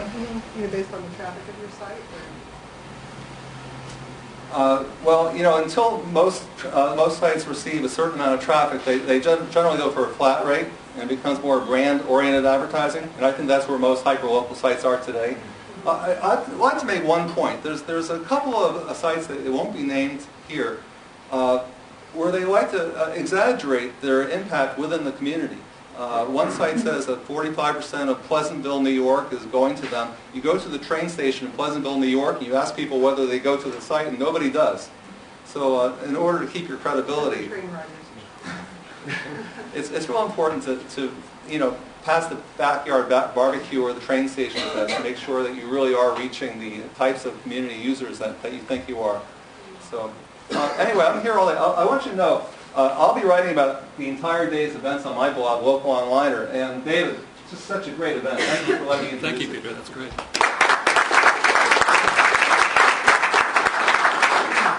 We're going to go to kind of a baseball metaphor here for how we're going to organize the rest of the morning, which is to say Barry Parr is up next, but after Barry, the next speaker in line should come up and sit here in the front row or second row. and be ready to come around and speak. It'll save 20, 30 seconds, which will be valuable time. So I think it's possible that Barry Parr is the dean of us all here. And his co-sider has been in existence, I think, Barry, you're saying 5.5 years? So at least a contender. Well, pardon me? Ed has been in business 6 years. 6 years, okay, all right. Just edged out by 6 months. So Barry is a publisher of Co-Sider, a community news site for coastal San Mateo County, and also Media Savvy, a blog about network media. He has over 20 years experience in online and print publishing, marketing, research, advertising, and direct marketing. There.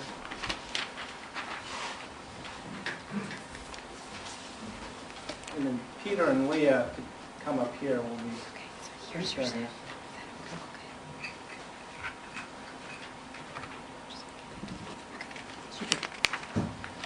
I started Co-Sider about... Whoa, what just happened there? Tried to open a new tab and I kind of... There we go. Yeah, I want to... Oh, good. Yeah.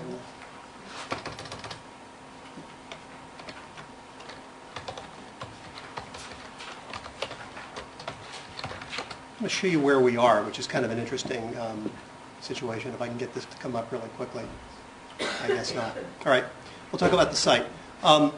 If you were to look at a map of the San Francisco Peninsula, which is what which is what I was going to show you, what you can see is that, in fact, everybody in the San Francisco Bay Area lives on the Bay side.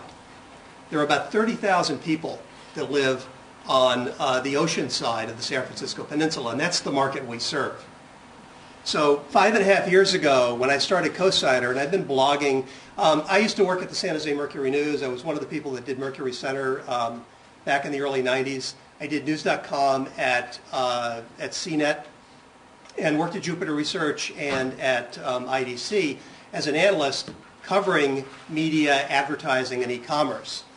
And back around, 2003, 2004, I've been blogging a lot about why newspapers ought to be more like blogs. And I realized at that moment that there was an opportunity to, in fact, start blogging about local news, which is what I started doing back in 2004. And Co-Sider is a site that I created. There has always been advertising on the site. Even when I was just giving it away to local nonprofits, I wanted to make sure that anybody going to the site understood that it was going to be advertising supported. We've had kind of a mixed history with advertising, but in the last couple of years we've been selling it a lot more. I'm going to talk about my experiences doing that, why I think it's important, and then give you some tips on what we've been doing that I think are really working for us. And I think, right now we've got some good news, we've got some, and I've got some bad news for you as well. I think Peter was a really good setup for this. In fact, hyperlocal advertising is an important business, but it's really a very, very small business at this stage.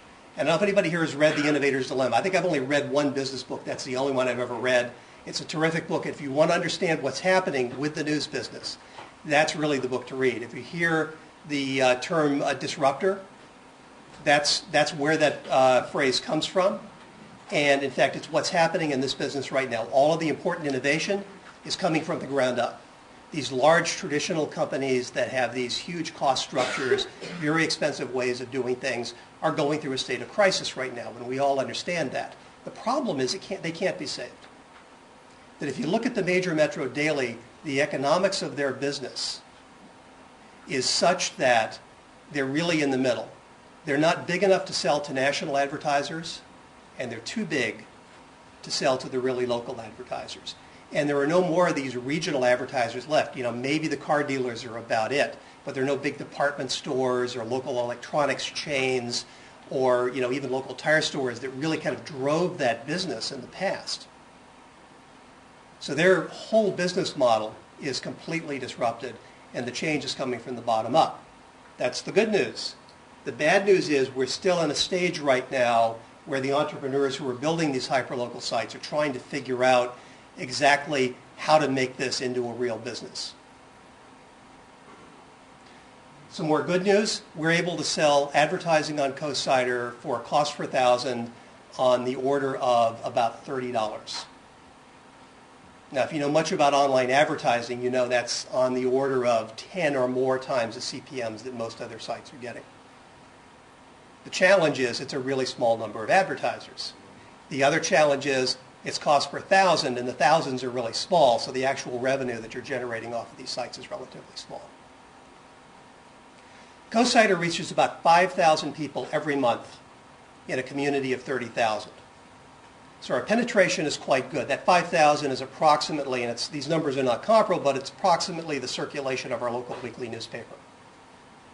So I'm pretty comfortable with those numbers. I feel like we're reaching the right audience in the right market, that we've got a really well-defined geographical and commercial area, that we're able to offer a package that folks can really appreciate. Let's see here. The main thing that I've really learned about selling advertising in this market to local advertisers is that you really can't make it too simple. Now, I quoted you a price, for example, I just quoted you a price based on cost per thousand, that I could sell an ad for, say, $30 or even $40 a thousand. That's not how you quote an ad to a local advertiser. Basically, what I say is you can be on every page of CoSider for, say, $300 a month. And that's a really important distinction, because that simplicity, these guys are not professional. They don't think about marketing, right? They're running their businesses. They have nobody in their organization that thinks about marketing, that thinks about cost per thousand, that really, what they want is a very simple package that they can understand and appreciate what they're doing. And that's what you really need to offer them. So that's a really important point. Let's see here. I think the other thing that we discovered in that context is that, in fact, you can charge a lot. That the rate that we charge was about twice what I initially thought we could charge, and that we sold out pretty quickly. So that's been really good for us. We've been really happy with the results that we've gotten for that. The other thing is, I really believe that advertising needs to be sold. So Peter talked a little bit about self-service. I think there may be an opportunity there, but at the end of the day, somebody has to go in, tell the potential advertiser why they should be advertising, how it's going to work for them, and make it work. Maybe you can do renewals on that basis. I'm not even sure about that. And there may be an opportunity, certainly for some incremental revenue. But I really believe that if you're going to get advertising on your site, you're going to have to go out, explain the product, and ask for the order. And that's a really hard thing to do. It's something that I am not able to do naturally. And I think that's true for a lot of people who are, journalists and entrepreneurs. And going back to the earlier issue, I'm the guy that sells the advertising. I'm the guy that writes the news. I'm the guy that's the editor of the site. And when you talk about church-state, that's a big problem. And this is not about explicit quid pro quo, right? I don't know if that's the right plural or not. But in fact, it's not like, somebody says, if I buy an ad, will you say something nice about me? It's more like, okay, this guy's an advertiser, and I've got this story. How do I write it? And what you realize, and I was a business person working in the newsroom of the Mercury News, and a lot of the church-state stuff seemed a little almost like kabuki to me. That there was this ritual that was associated with it. And what you begin to realize is there's a very good reason for that ritual, which is that it's really confusing. The thing you need to remember is that when you're doing a local site, when you're an individual doing a site without an editorial process, that there is no such thing as objectivity. Because the human mind does not work that way. And when you're writing about an advertiser in a news context, or a potential advertiser, particularly a large one, there is no way to be objective. This is going to be a big challenge for all of us going forward as we talk about hyperlocal news. It's not a small problem. I don't even know if there's a solution to it. Because, this is not something that can be resolved with, a typical church-state solution. The other thing I don't do, going back to this issue of keeping things simple, is I never, ever talk about clicks. I made that mistake once. I made the mistake with my advertisers for saying how many clicks they got on their ads, reporting that. That was a huge mistake. I will never do that again. I mean, Peter's right. It's totally about branding. Nobody's going to click on an ad and go to the site for a local restaurant, or almost nobody. That in fact, what you want to do is think about what the context is. And the idea is really that, first of all, you get the name out there, but you also say, this is an organization that supports CoSider implicitly, and that you want to think about having a relationship with them as well. And that's very important. This is not about clicks. You need tremendous scale, huge volumes of ads, huge numbers of people, and lots of other things to make a cost per click advertising work. These are not businesses that will ever be supported by Google Ads. It's just not going to happen. That's the other thing. Nobody's going to do that ad work for you. You cannot join a network and make enough money to keep a site like this going. You can't even pay the hosting costs by doing that. You're going to have to sell advertising if you want revenue. No one else is going to do it for you.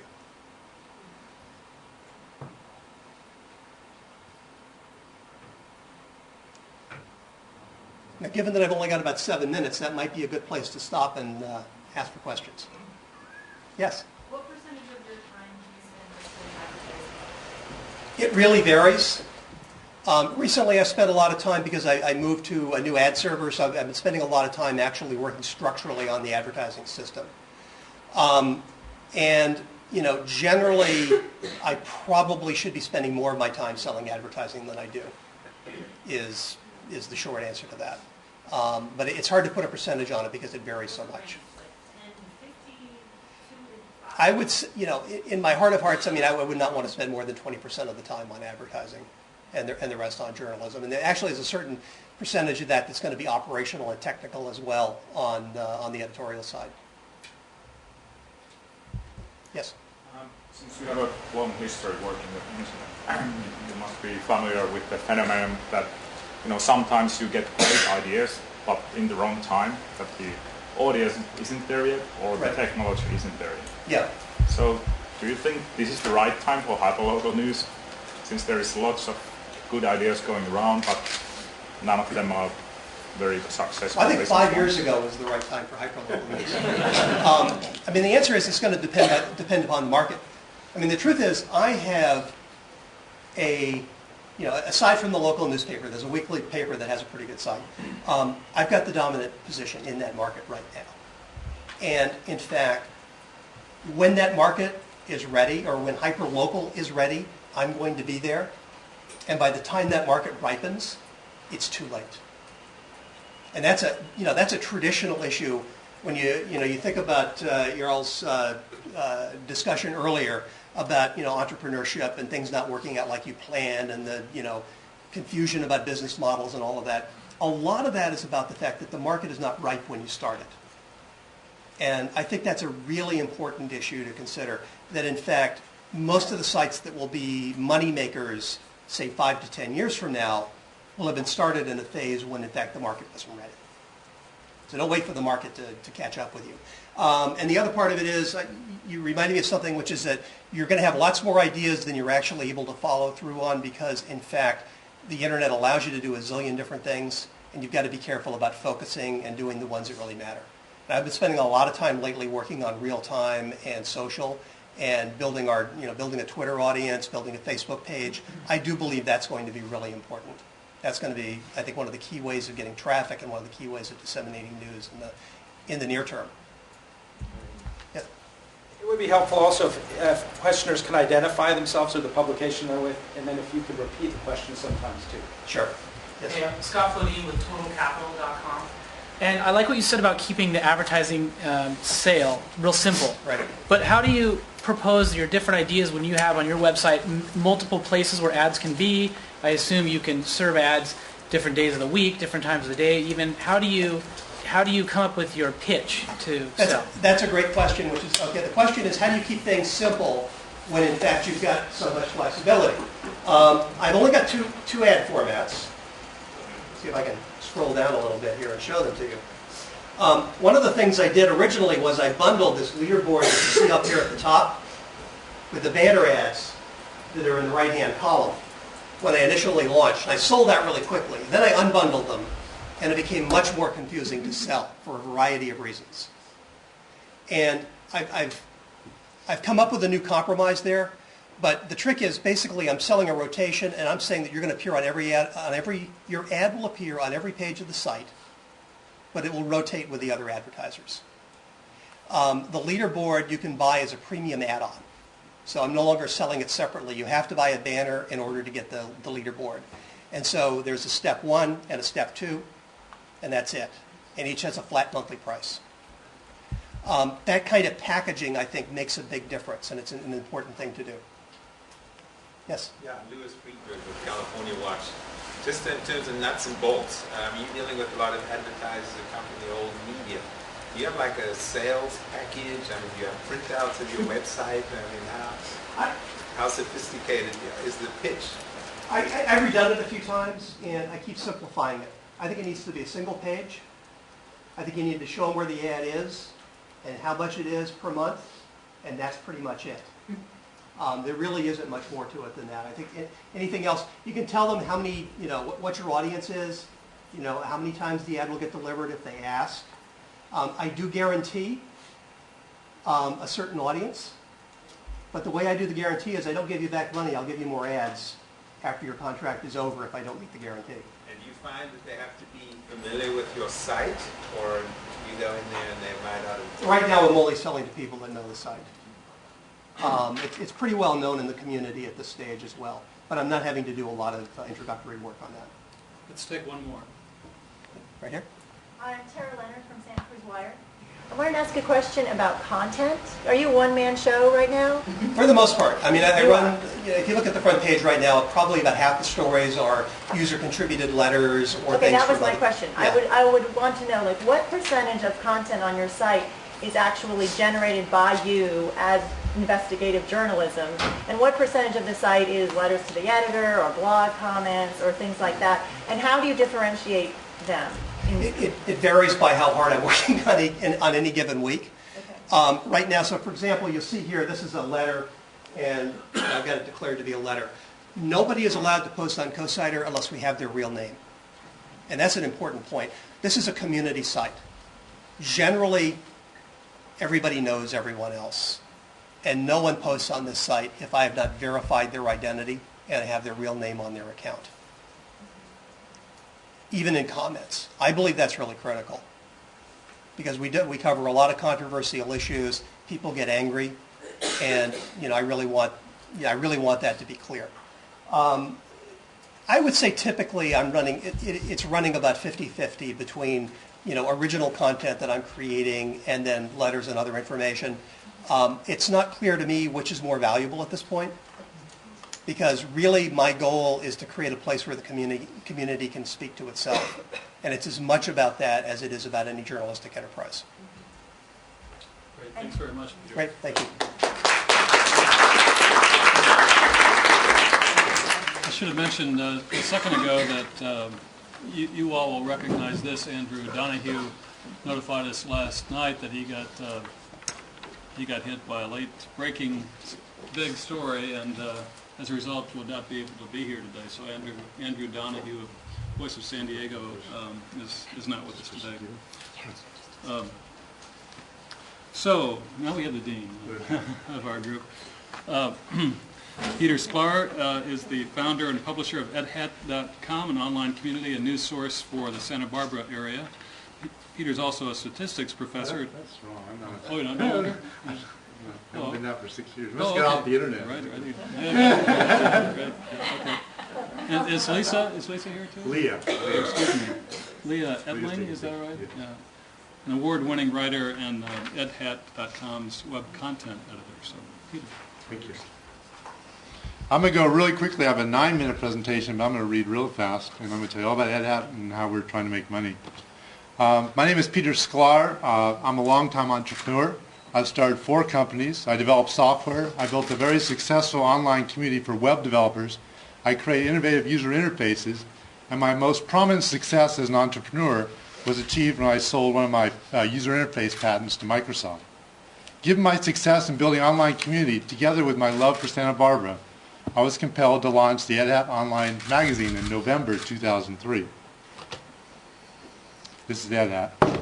Ed Hat, Santa Barbara is a great place to live, and Ed Hat's an online place where locals can share the experience of living there. I started out with the idea of creating original content that invited people to look around and within the community. Instead of covering the Michael Jackson trial like all the other media was doing at the time, we focused on the very local. We did crazy things. We counted palm trees on the beach, we counted planks at the wharf, and we even counted blueberries and blueberry muffins. We also priced gas, milk, haircuts, dry cleaning, mani-pedis, and toasters. And we went around asking readers to identify locations of cool things around town that maybe went unnoticed. We had a restaurant reviewer who actually told the truth.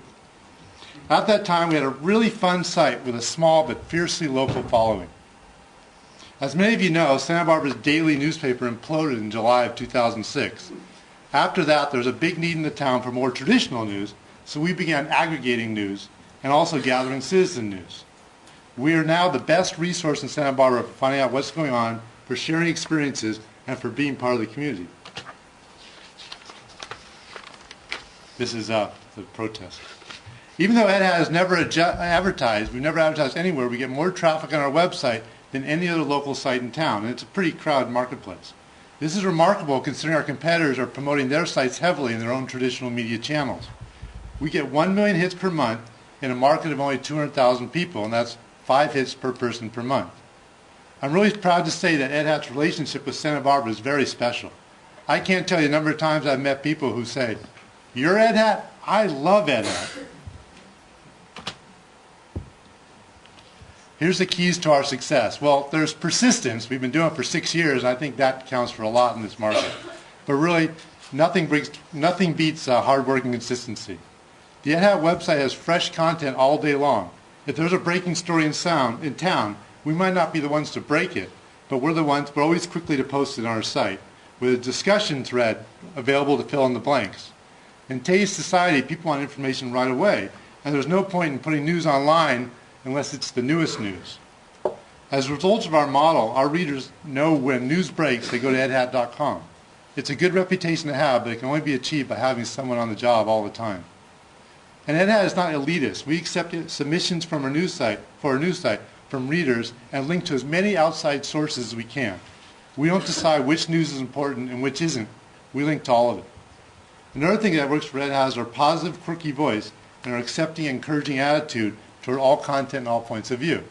As a matter of fact, one of the most popular features on Ed Hat is a regular column by a local resident who sits in a small apartment with his 3 cats listening to the police scanner all day long. He reports on what he hears, he adds a little wisdom and personal insight, and people love him so much that they offer to bring him things and fix his computer. Lastly, we're successful because our primary focus is on a positive user experience of our readers without any regard to what advertisers might like to see. This is our citizen journalism model. It's good to have members of the community report the news, especially in a small town when there isn't enough active reporters. One thing that's great about Ed Hat is that we've established a place to go to post your news and be heard. Here's how it works. We're alerted about a news topic, but the submitter doesn't know many details. We post whatever information they have on our site with a "What is up" icon. And then we open the floor for discussion. Our readers take it from there. On our comments board, we find out what's happening, why it's happening, and what it means. In case you didn't know, Santa Barbara was hit with 4 big fires in the last year. Each time, we simply posted, "There's a fire." Ed Hat acted as the moderator and compiler of available information, and our readers' comments filled in the missing information. Throughout the emergencies, Ed Hat became the clearinghouse for information, as well as a place for personal support during a very emotional situation. Another example of citizen news at work is our recent lockdown of a local high school, where a gun on campus was reported. Students at the school were texting reports to Ed Hat, and parents were able to read these texts on the website. Citizen news also helps draw attention to stories that aren't being covered elsewhere. A conflict between a botanic garden administration and their volunteers was brought to light merely by we just posted a correspondence between the 2 groups, and then commenters filled in the details, and both sides of the story were heard. Months later, a local newspaper published a 5,000-word article about the situation. That was all old news for Red Hat readers. And it also provides an interactive forum for readers to ask each other questions, big and small, like where to take a picture with Santa, or why the water tastes funny, or where's the best place for Thai food. We're not totally hooked on Kool-Aid. We're aware that there are times when citizen journalism does not provide the whole picture. Community members may lack the access to information or the incentive to dig deeper. To address this issue, Ed Hat staff has the knowledge and ability to follow leads, contact agencies, and invite experts to participate in our comments board and add their 2 cents there.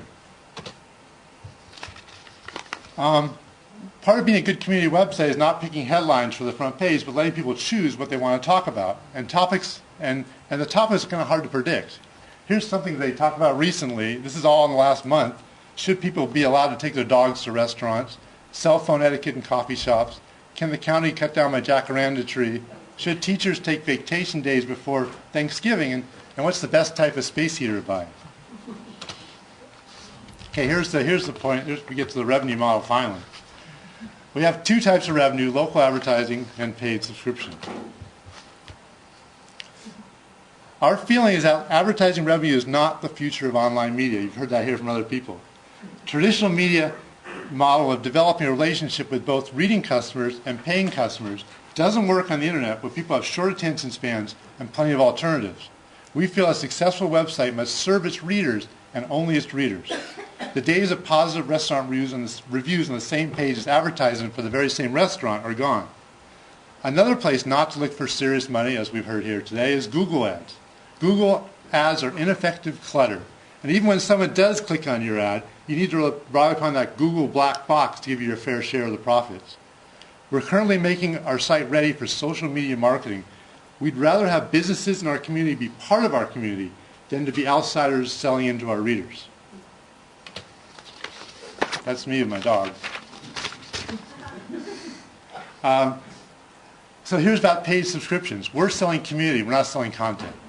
A good community website can't restrict access. Therefore, you can't charge for content. However, we believe that we can charge for the benefits of community. We ask people to make we ask people pay for a free subscription by using guilt. We say it's only $1 a week. We provide free tickets to local events, and we allow paid subscribers. This is kind of a different thing we're doing. We're allowing paid subscribers to maintain a specific identity on our website. And I'll explain that. This shows you our comments board. This is someone who's Roger Dodger and Book Lady and Auntie. These other people are identified as comment 47673. So the people who are paying for Red Hat have the names, and the people aren't are just numbers. So the hypothesis is that we're working on the premise that people want to be part of a community, and they want and that inclusion involves personal identity.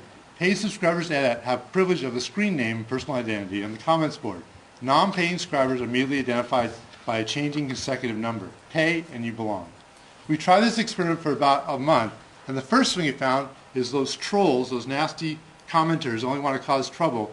They just left because identity was their game. If they can't see their name showing up again, they didn't care to participate anymore. Overall, paid subscribers have increased, but still a lot of readers who don't seem to care. They continue to post anonymous comments, even referring to one another by their consecutive numbers. They say, "Hey, 3585, I don't believe what you're saying." We believe over time that they will. And now I get to my summary. EdHat is a major media player in Santa Barbara market. EdHat is friendly, accessible, non-elitist. EdHat is community. EdHat is unique, and our readers love us, and we're counting on them to support us.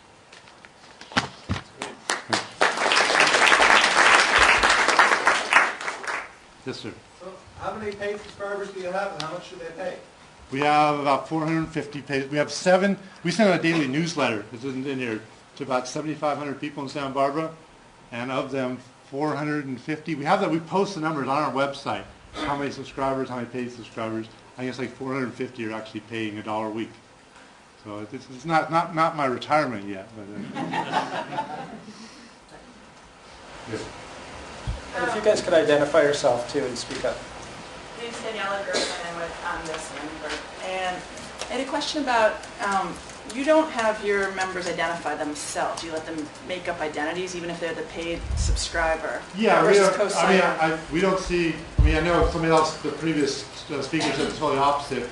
We've had no trouble with fictitious handles. We're all fictitious in our real lives anyway. The only time I really use our name is the bank. But that's just, we've gone through this. We have a lot of people say, we need to have, people should use their real names. People should use their real names. But I don't know, we haven't really seen a good reason why. Our comments board, that comment thread on, for instance, should you bring your dog to a restaurant? We got over 100 comments on that one thread. We don't want to ruin that by making people use their real name. We have a place where people go and share information, and we just don't want to put restrictions on it because then they might stop. We need their comments in the comments board is really our best content. So we just don't want to do anything to restrict them. Yes. Emily with the South Africa. I was just wondering, in the initial stages, how did you build a relationship with the community before anyone knew who you were? Well, it's kind of the idea just like to keep doing it and doing it well. We just kind of got in with a group, and people told their friends and told their friends. I don't think there was any really trick to do it, other than just, it's 6 years. That's what's done it. 6 years of just being there every day. We put out a newsletter every day for 6 years, and it's been in your mailbox. And then eventually people will talk to their friends about it and stuff like that. So but it's always kind of keeping it inclusive, and people go to Ed Hat. Even the Santa Barbara's kind of mixed between people who have lived there 100 years and people who just moved there because they just made a lot of money and they moved there. And we've really created a website that really allows both people to participate. So we really have a very inclusive voice.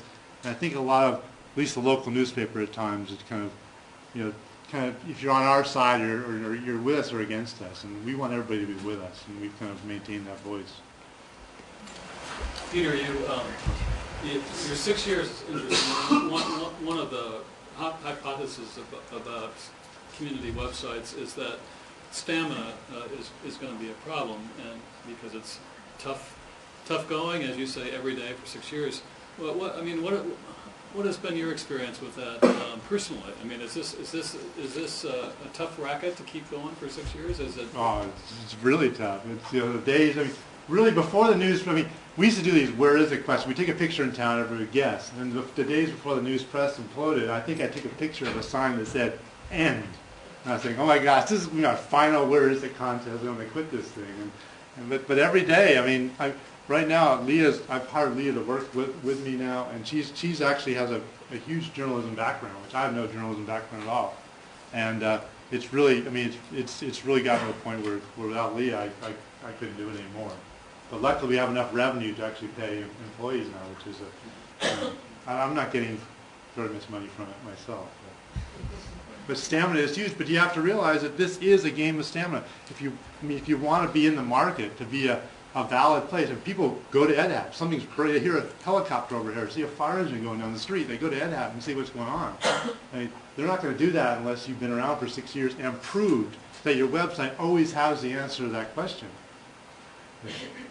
Okay, but one of the old school rules of old line journalism is fact-checking. Yeah. So have you had any situations where there's been misinformation provided on the site by people and you have to come back and... What's great, and you had Doc Searles up there, and Doc Searles is, if there's one, he's one of the mentors of Ed Hat, this conversation and stuff like that. And Doc Searles lives in Santa Barbara too, so he's been a big fan of us since day on.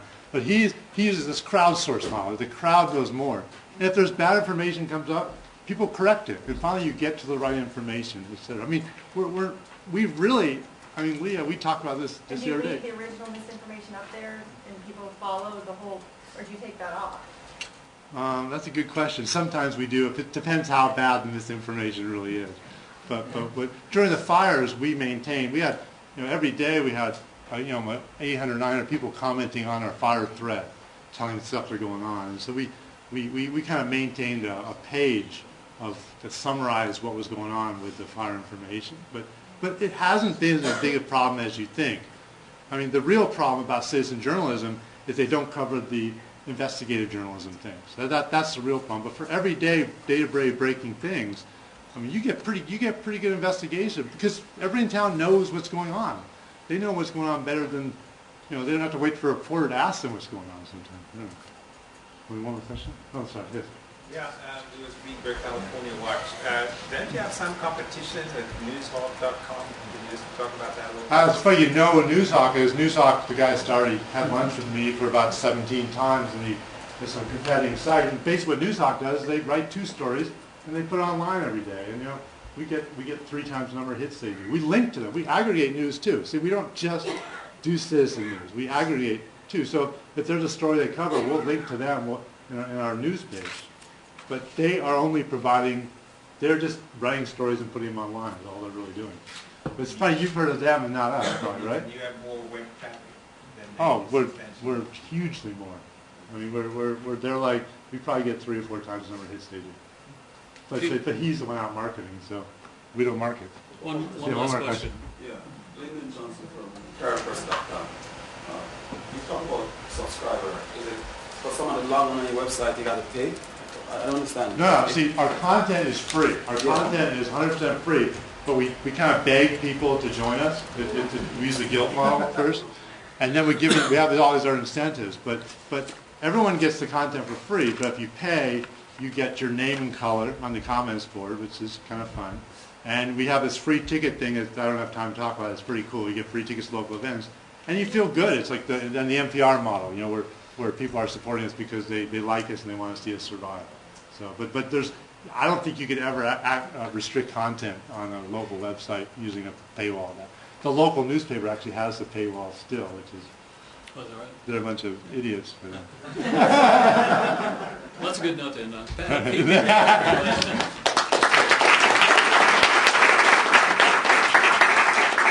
While they're getting reset, I just want to thank everybody for their patience with the technology. We've been ranging between 30 and 40 viewers of the webcast throughout the morning, and there's more than 300 tweets have been logged from the conference so far this morning.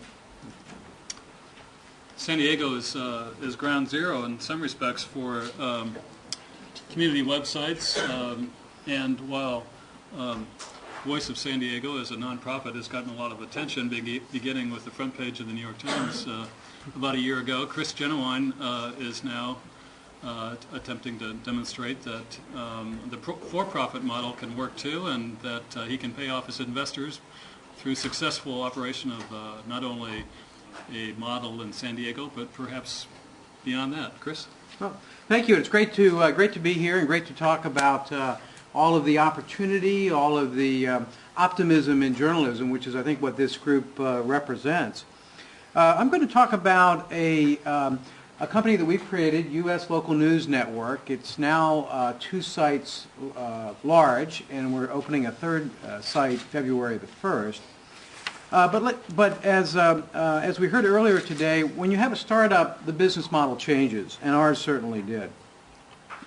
Let me start with our first site, San Diego News Network, SDNN.com. What you'll find is a constantly updated mix of local, national, business, sports, and lifestyle. We also do email newsletters and alerts. We're actually up to about 3 alerts a day now because there's a lot of interesting stuff that goes on in San Diego, whether it's Tiger Woods, one of his girlfriends at least, alleged girlfriends, being found in Escondido, or whether it's some serious business at City Hall. There's a lot that goes on in any community as large as San Diego. What we try to do is present everything you need to know right now in San Diego. We're not a newspaper of record, we're not a website of record, but if you're a typical San Diegan, for us, the sweet spot demographic of 25 to 50, you go to our site and a quick glance, you know what's going on. And then there are 3 words we use to describe our approach: curious, optimistic, independent. We're curious about our community and what's going on. We're fundamentally optimistic because there are a lot of people doing great things, starting new companies, discovering new ideas. And then we're independent in 2 senses. First, we're politically independent. We don't take an editorial stance. We have columnists and bloggers from both sides. But we're also independent of a traditional business model. We don't have a newspaper or a TV station or a radio station to support. The question I get all the time in the community is, why launch a website right now during the recession? Well, we all know media is fragmenting, and we think there's an opportunity for local, independent, for-profit websites in many markets. We launched SDNN.com in late March. I actually, I knew the investors when they began looking at this in August of 2008. I was actually working for Greenspun Interactive in Las Vegas at the time. And I did a little bit of consulting with them. I took over as president in June, so I wasn't there for the actual launch, but I've been there for the ramp up and for moving beyond San Diego. We're backed by local investors. We have 11 angel investors in San Diego. I'm one, although I'm a very small one at this point. We're physically located in XETV studios in Kearny Mesa. We're doing that for cost, but also because XETV is a partner. And we think we can create the future for local journalism. This is a story from Forbes that appeared in late June. That's our lead investor and CEO, Neil Centuria, standing on one of the desks, not in our newsroom, which is only 8 desks, but in the XETV newsroom, which we're nearby. The second question I get all the time is, how are you doing this? What's your team like? Well, we believe that you have to have a core team of journalism professionals. We have a managing editor and 7 journalists. That's a picture of them. The average age is probably 27, 28. A number from San Diego State, because that's where we are. William Yellis in the lower right is the managing editor. He was online editor of the Hollywood Reporter before joining our team. Then we have about 30 contributing writers and editors, many names from the San Diego Union Tribune, which has imploded in the last year. And then about 30 media partners, suburban papers like the La Jolla Village News, ethnic press like La Prensa, independent radio like KPRI, Channel 6, our TV partner. We actually have a second TV partner now as well, Fox 5 in San Diego. And then the wire services, the AP and City News Service. In addition to the 8 journalists, there's a business staff of 12. Technology, ad sales, billing, and that seems large right now, but that's because we're expanding beyond San Diego. Biggest question in terms of how this is doing is, how are you doing in terms of readership growth? This is from Quantcast. All of our data is public on Quantcast. This is unique users using a moving average, so you see that it's smoothed out. Like any new startup, ups and downs, but we grew from, this starts in May, we grew from 0 in late March to, we're now a little bit over 200,000 unique users a month. Some ups and downs, some of that related to search engine marketing efforts, but the long-term trend is strongly upwards. And we've moved beyond San Diego. Our second site, Southwest Riverside News Network, SWRNN.com, introduced in late August. What this is news and sports and education for an underserved market. It's part of the LA DMA, but you'd never see a reporter from an LA station out there. The press enterprise is pulled back. The San Diego papers don't really cover that area. It's about 125,000 households, so a pretty significant market. For Riverside, we have an editor, a reporter, and starting on Monday, an ad sales representative. Our traffic is growing quickly there. In fact, our ramp has been faster in Riverside than it was in San Diego. And we find that we're now routinely scooping the out-of-market competition. If you know that area of Riverside, it's all about crime, and there's a lot of it. The San Jacinto City Council recently was indicted in mass. There's a lot of wonderful stuff there to cover. So traditional news coverage works well. Our third site will be in Orange County. Orange County Local News Network, OCLNN.com. That's scheduled for February the 1st. We're already lining up media partners. We have an independent radio station. The LA Times community newspapers will be partnering with us. And we're actually leasing space in the Times' Costa Mesa office. We are right now hiring 4 journalists. That'll be an editor, sports editor, business editor, and 1 general assignment writer. And we're looking for 1 sales rep, and the hardest thing to find are sales reps. Anyone knows anyone in Orange County experienced in online sales? Please let me know. We believe that this model has legs nationally, and that's why we created U.S. Local News Network. We announced this in September. We see a national network of up to 50 sites in underserved markets around the country. In each site, we'll have journalists and sales reps, and then at a national level, we'll do technology, ad traffic, billing, search engine optimization. One thing I learned in the newspaper industry, and I spent let's see, 19 years doing newspaper new media before finally, thankfully, getting out of that industry. Every newspaper would duplicate all the efforts across the country. So every Knight Ridder newspaper had billing, had SEO, had technology. When you could have centralized that, the really key thing you need locally are reporters, editors, and ad sales reps. Part of what we were asked to talk about are the challenges, and to me there are really two key challenges. The first challenge is marketing, and some of this is editorial as well, but I think of that as marketing. Getting the right story mix. What is it that you cover every day in San Diego or Riverside or Orange County? Riverside, it's crime and education and high school sports. San Diego, it's a more diverse mix. Sweating the SEO details. How do you write those headlines? How do you link to other stories? How do you create pages that draw people back in? Finding cost-effective offline marketing, because not everybody's online, and you want to let people know about it. We've tried billboards, which you can get at a real bargain these days. If you wait till the last minute and you can make a decision in 24 hours, you can get remainder billboards at a pittance. This is one that we had on the 15 in Lake Elsinore. What we're really doing is building new local media brands. And the second big challenge, and you've heard this before, is sales. It is really hard work to build a local advertising sales team. You've got to build that staff by hiring good people. You've got to manage the turnover. You know, at 60 days, if nothing's sold, do you keep the person? Do they stay another month? At 90 days, they're probably gone. Really hard work, and it's hard to hire good people. But the payoff is a very high CPM. Not quite the $30 CPM that Barry's getting, but we're getting $10 plus, and that's in a world where advertising networks are at 25 cents a thousand. Our strategy has been to focus on blue chip local advertisers, those ones that they aren't national and they're not entirely local. So Sempra Energy, which is based in San Diego, the Metropolitan Water District, which is trying to get everyone to save water in Southern California. The Symphony, we've had Cox, we've had the Indian casinos, we've had some local banks. We've got a large part of the theater community because we're the only people covering theater news right now in San Diego. And we believe if we can do this right, it's a barrier to entry to competitors. Ad sales may be in many ways the most effective barrier. So let me end before questions with successes in 8 months. Because it's been 8 months in San Diego, 3 months now in Riverside. We've seen rapid growth in both of our markets. We've succeeded in signing up blue chip local advertisers. If you look at this page, the Aviation Authority on the right, Fresh Express, that's a test market. It's a national test market, but San Diego is one of the markets they're testing in. We've had some very significant articles on local issues. This one, we uncovered some irregularities in the way that the city signed off on an expenditure and generated a lot of heat locally. And what I think we're really doing is offering truly independent perspectives on our communities. Right now, San Diego and Riverside, but soon Orange County as well.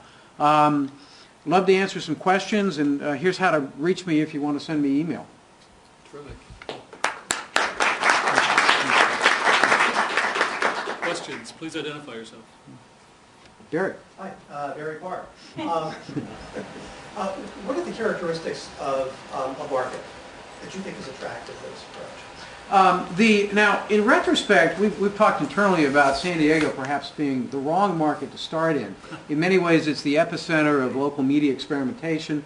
Sign On San Diego, the newspaper website, was until recently one of the newspaper websites with the highest penetration in the country. The Voice of San Diego is here. It's probably set the standard for nonprofit journalism. So why do we start there? We think that better markets are underserved. Southwest Riverside, perfect. Orange County from Costa Mesa South is largely underserved. The Orange County Register is in bankruptcy. The LA Times has pulled back. There's a PBS station, but there's not local TV. So we're looking for markets like that, and around many U.S. metropolitan areas, there are pockets like that are very significant. We think you need about 100,000 households as a minimum to generate significant advertising. Yeah, Jonathan. Well, first of all, I really appreciate what you're doing, and I agree with a lot of your premises. Without sort of asking too personal question, as it were, it sounds like that plan requires quite a lot of investment, and I'm wondering if you can give any sense of the scale of investment that's required. It's public. There was an article in paid content, but we've raised almost $2 million over the last, a little bit more than almost a full year, because the raising money began before the site actually launched. But we are not, I would not call us a well-funded startup in sort of the traditional, the old .com sense. If you saw our offices, we pinch pennies. The marketing we've done has been, again, remainder billboards. We're doing a little bit of radio right now, but it's all at the lowest possible cost. We're trying to build a business that can be around for a long time, because we think you've got to have a lot of runway to make this successful. And is $2 million, is that going to fund national rollout, or is that phase one? That's just phase one in Southern California. Yes? Susan Rosenquist, I'm the faculty at Annenberg. And I'm really interested in the development of the entrepreneurs in this endeavor. Who was, you're sort of second stage entrepreneur. Who was the first one? Who started it up? It's a very interesting history. The founder is a guy named Ron James, who actually worked for me at Sign On San Diego. I used to run Sign On San Diego. And when the newspaper began to implode, the top online positions were all eliminated. Ron started this. The investors were people I had worked with very closely. In fact, the two lead investors had a radio show on Sign On San Diego. And I sort of informally advised them while I was in Las Vegas. I worked for Greenspun Interactive for 10 months. Commuting to Las Vegas, which if I have 17-year-old twin daughters, and that just got to be too much after a while. There was a falling out. This happens sometimes, and I came on as president. I have done, throughout my career, I have done startups within big companies. I worked with Barry at the San Jose Mercury News. It's a different world because the funding is a little bit more secure, but a lot of the same things apply. You're trying to start something from scratch. It's right here. I'm Angela Shaw from reportingonhealth.org. You said that you need sort of minimum number of households in your market. I'm wondering, do you see a site like this, a hyper-local site, being able to serve low-income households? Is the income of the households important? I think the income is very important for advertisers because they do want to reach people. But I think there's an obligation to serve all. And in the low-income category would be a smart college student, just out of college, looking for the first job. We do want to serve everyone. A lot of ours, we do a lot of stories. I don't see us as directly, we're not directly targeting that market, but we're not excluding it either. We've done a number of stories on poverty issues in San Diego. It's certainly a concern of ours. We have a number of columnists who write about that regularly. We've been doing some coverage of Tijuana. If you add Tijuana to San Diego's population, then it would be the second largest urban area in California after LA. It's a giant city just south of us. Let's take one more. My name is Gabriel Martinez. You mentioned about the affiliate with different media, including the ethnic media. What is the benefit of for the television station or other newspapers? Great question. What we do, and I was typing quickly while answering the last question, but you can actually see, here are two examples. SD Unified School District seeks input as budget deficit grows. No urgency on downtown stadium study. These are both from our partners, the Downtown News in one case, the Beach and Bay Press in another. What we do is we give them more distribution within San Diego and potential national distribution. And it really works both ways. They run ads promoting us. We think it's a good model for a lot of the smaller publications in San Diego. Okay, terrific, Chris. Thanks very much. Thank you.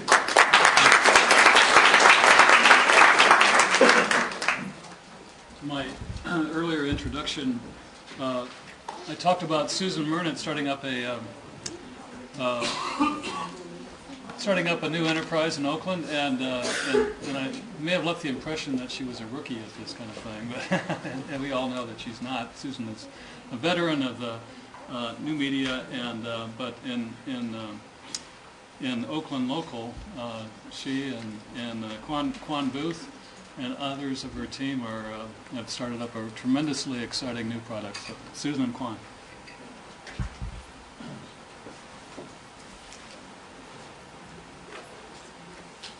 It's really fabulous to be here because Oakland Local is only about 7 weeks old. I had the idea for doing a site in Oakland soon after I went to Oh My News and then was consulting with Night Reader Digital back in 2005. It always seemed like Oakland was underserved in terms of both media and blogging. But nothing really happened until Oscar Grant got killed in January of last year, and it really struck me that the kinds of media, both in the blogosphere and from the mainstream press, that would represent any diversity of perspectives was really lacking. There just was not the kind of range I'd seen in other places, like in New Jersey when I did New Jersey Online, and it just seemed wrong. So I did what some people do when they get angry, which is I applied for a grant and make things better, and we got it. So what I want to do is show you Oakland Local very quickly and then leave some time so that Kwan and I can really have a conversation with you, because the fact that we're so new, we can tell you things that we have done. We also have to talk about what we're going to do, and it's exciting to be here because I think part of what we're going to do will be influenced by what we learn from some of you who are further down this road. So our tagline is News for the People. We decided to start with a site that would be a news and community site. This is a piece of our homepage. We're live if you have a computer. And what we do is we marry reported stories from accomplished journalists who are Oakland or Bay Area, focusing on Oakland topics, both entertainment like you see here and issues, school lunch, food access is a big thing. With community news, and we've trained both the growing community and our team in anything that is reported from a nonprofit partner, from a community member, gets tagged community news. So we think that readers are basically smart enough to know the difference between a blog post, a reported story, and community news. When we plan the site, we pick themes like environment, food, development, identity, arts and education that we thought were of critical issue to people in Oakland, but were not really being well covered. There are about 70 environmental nonprofits, only 2 of them have blogs. So there's tremendous activity that you can't really read about, but a lot of the work is very compelling. So we really saw the gaps, and that's been really exciting. Right now we are going into our 7th week. Much to my shock, I have to confess, we had a really great launch, a social media launch that Kwan played a big role in engineering, and we hit a peak of traffic that just never really dropped. So we have between 500 and 1,800 visitors a day. It's been about 12,000 people in our first month. We have 35 active nonprofit partners. We're continually educating them and increasing their posting on the site, which is community news, calendar items, little stories. We're working with about 15 freelancers who vary in skill, from experienced investigative reporters from places like the Trib and the Mercury News to fairly new graduates from UC Berkeley who don't have full-time jobs but are incredibly proficient. We did this on a shoestring. I'm not paying myself. I'm consulting part-time with another wonderful project, California Watch, to cover my own expenses. And everyone is working either part-time for free or for what's a pretty small amount of money. We spend most of the money on our reporters because we want to pay them, but we pay them fairly cheaply as well. So we built the site for $3,000. We have $17,000, which we spend about half. We're a project of a 501c3, and it's really just been an incredible labor of love. Having hit this traffic goal 4 months ahead of where we thought we would, the big push now is to make that transition that Barry talked about and get out there and start selling ads. And I'm finding the mental headset of getting in the car and visiting Oakland a little challenging, so I'm hoping this will be a good pep talk for us. We've had some people contact us, which is great, but this will be the next big push. We're also going to do some print supplements. We're going to go bilingual. There are lots of parts of Oakland that are not necessarily English-speaking. We have topics we want to cover. We're probably going to get into some co-sponsorship of events, but really the big goal is going to be to get more money to pay the staff. My partner says we're strip mining people's goodwill. So at a certain point, we definitely need to have more funds for people who are getting paid, $10 an hour instead of $50. In terms of reach and community, we have a lot we want to do. We want to establish more local bureaus, more of a presence in some of Oakland's community. We want to continue to train our partners so that all the work that's being done can be written about. We're working hard to build that little core of the commentators who make your site feel very populated and cared for. And then we continually want to grow our traffic and our uniques. People keep asking us how we're different, and I did a blog post about this last night when I was thinking about what we were going to talk about when we came here. We spent 4 months talking to people before we built the site. We built a lot of ties in the community. We did not want to be seen as intruders or know-it-alls, and people in the nonprofit and the social justice communities played a big role in helping us figure out how we could help them. So there was definitely a sense of collaboration and planning. We also don't see ourselves as a traditional newspaper nor as a blog. We see ourselves as a hybrid. We're a hybrid of community news, reported news, and blogging, and we like it that way. We have some attitude. We can afford to have attitude. We're brand new. We want to be a platform for really diverse voices in Oakland. We don't need everyone to have one party line or agree. And very important for our audience, we launched with a mobile platform. A lot of the people we want to reach don't spend all day on a computer, and having a good text access through a web browser is really critical. We're really committed to trying to increasingly find ways to deepen access. That's really it. What we would share with all of you is, you need to have a point of view, provide news and information that no one else has, focus on filling a need, building the community is essential. We've had a bunch of meetups. People like us, which we really adore. I worry a lot about how we can do this and not burn out, so that's a good topic. We're going to go into the ad relationships like tomorrow. Building the grant pipeline is very important, and we love Spot Us. We've done a lot of stories using the Spot Us crowdsourcing, crowdfunding model that have helped us pay people more for bigger stories that we couldn't have done otherwise. So that's been a great relationship. And in general, the partners we've collaborated with, like New American Media, have been really helpful in helping us broaden our story base. But again, we are so tiny that we're doing a lot of things in sequence rather than in parallel.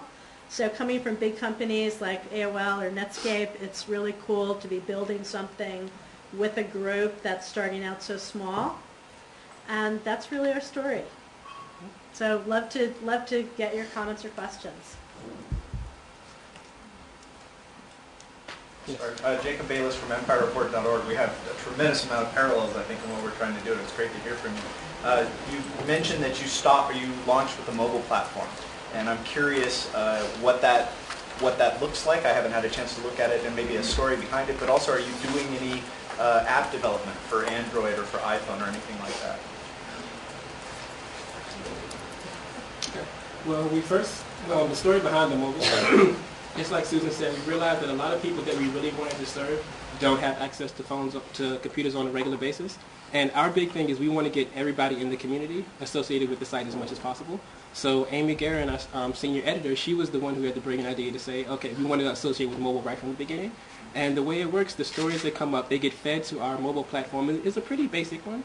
You come in, you sign in your Sprint, your AT&T phone number, and you just get the alerts delivered directly to your phone. And it's still in the development process. We're still working on getting all the bugs and kinks out, but so far the response has been good. So. And we have an HTML, we're built in Drupal, so we have a Drupal module. I read the site every day on my phone, just checking on, making sure that's working. Next question. Back. You said that you're trying to cultivate a space for diverse voices, more people can communicate. How are you doing that, and how well is it working so far? It's working well, but only because we put a lot of work into it. Like Susan said, we spent 4 months before the site launched just really building those relationships. And I was a reporter before I did this, but I was also a community manager and arts activist, so I had a lot of deep ties in the community. So we really worked to build those relationships, to really strengthen them and bring them over to Open Local. And now we're experimenting on the best ways to really facilitate that conversation online. We do a lot of work on Twitter, we do a lot of work on Facebook, we do a lot of commenting on other people's blogs. And that's to get the overall online community aware of what we do. But there are also a lot of people, like I was just saying, that don't have access to computers on a regular basis. And for those people, we're doing regular trainings. We'll do a training in everywhere from a coffee shop to a local tech cafe to another news organization to really get those people involved in the conversations.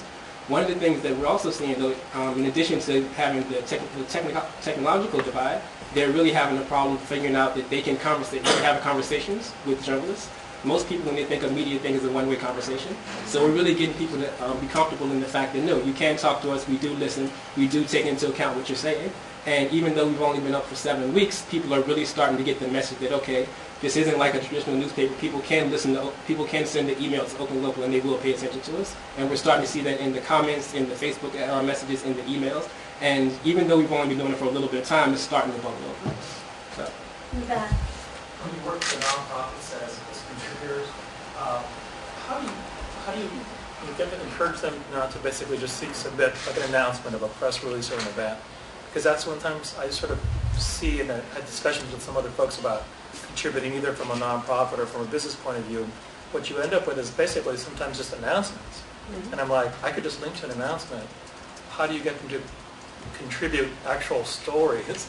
And do you preview that information before you post it or edit it?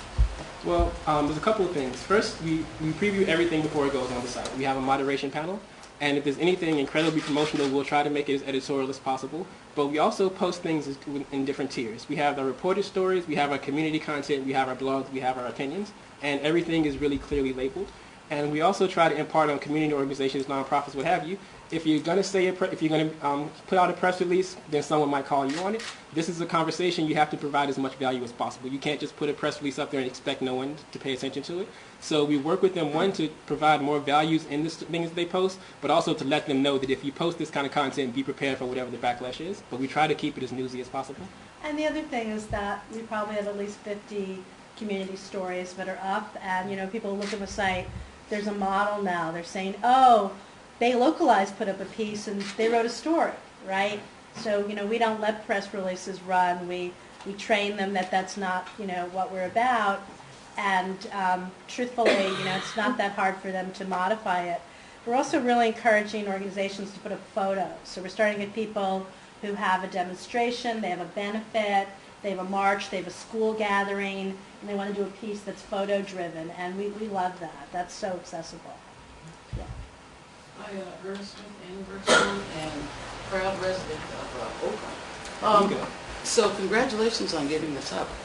My question was, you said you were surprised that the launch went so well, but I was curious if there was a story or something that's happened on the site, an activity or something that's come from the site that has been especially surprising and useful, you think? I'm going to take that one. The thing that really was incredibly powerful for me was that I really wanted to focus on Oakland. I felt Oakland was underserved, and I really feel now there's actually a large part of the Bay Area, not San Francisco, but other parts of the Bay, where the kinds of attitudes we're offering are also needed. So when the Meserly trial was moved to LA, I thought that would be a big thing we'd cover. It wasn't. But when a rape of a teenager happened in Richmond, that was when we ended up kind of springing into gear, because what we saw was while there was a lot of great coverage, a lot of it was very one-sided or didn't have a lot of voices. So through our partnership with groups like New American Media and Youth Outlook and other groups we worked with, we were able to actually pick up a lot of coverage that teenagers had written and have a much broader conversation, and we ran coverage over a week. And actually, a bunch of our coverage got picked up by the New York Times because I think we were offering that range of perspectives. Kwan knew some people that we got to write for the site, some people that we had through networks, and that made me feel really good that we actually were enriching the context of what this incident meant to different people and how they were thinking about it. Let's make this the last one. Yes, here. Can you talk about your use of Twitter and Facebook? Yeah.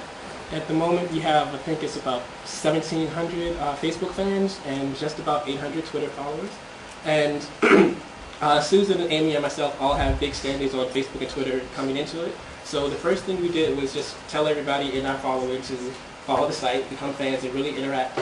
But because Twitter and Facebook are so viral, people have been finding it on their own. People have been sharing the content. They've been retweeting the hell out of everything we post. And I've been amazed personally just at how viral it's been. We got a push from some of the local bloggers, some of our people in the community. They talked about us when we came on. But a lot of it has really just been word of mouth. And in the last, I'd say the last 2 to 3 weeks particularly, we've seen a lot more interaction on Facebook, whereas people are posting their own events. They're talking to us a lot more. And it's really, at least in my opinion, we're starting to use it to source stories. Well, the people who are important about, care about this is what is really going on in the community, and we're taking that into account in our editorial. So far it's been really effective, and we get a decent amount of traffic from Twitter and Facebook now. I say it's our top, it's not top 5 sites.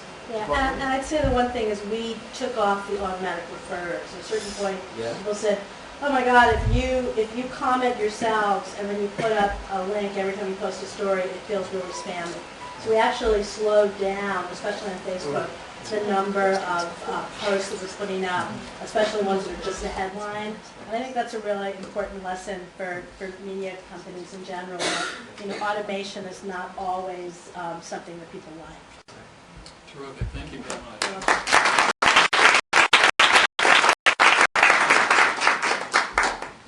We're on a roll here. One interesting and very promising site after another, and now we have another.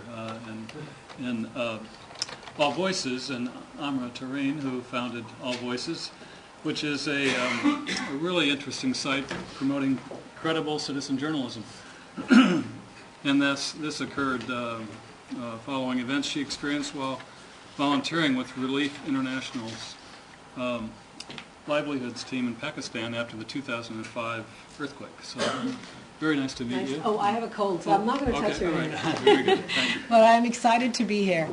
I don't sound this way, but I'm on Sudafed, so if you hear something, you may hear a lot of truth about All Voices, then I would like to tell you guys about it.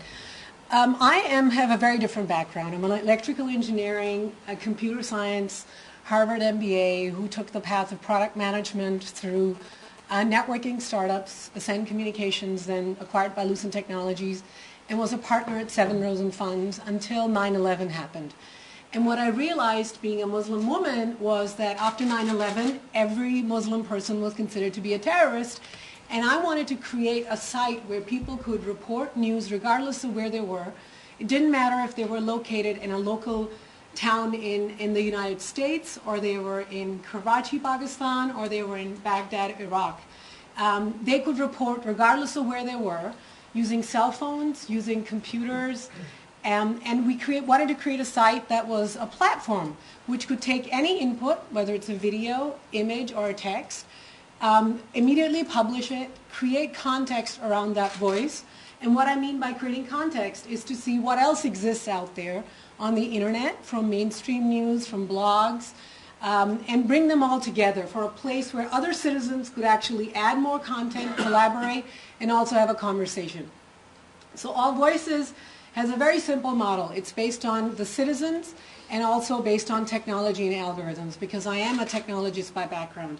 So I looked for venture capital. Being from the venture capital industry, I left in 2006 to develop a plan as to what are the components of technology that I would need to get All Voices going. And what we did was I partnered with 2 professors from Northwestern University, and we took some technology out of the university, and a guy from Stanford, who was a Digital Vision Fellow there, and we started All Voices.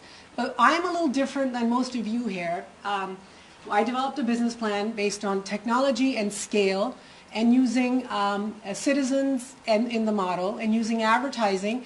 But advertising models only work when you have a lot of page views and you have large number of uniques visiting every month.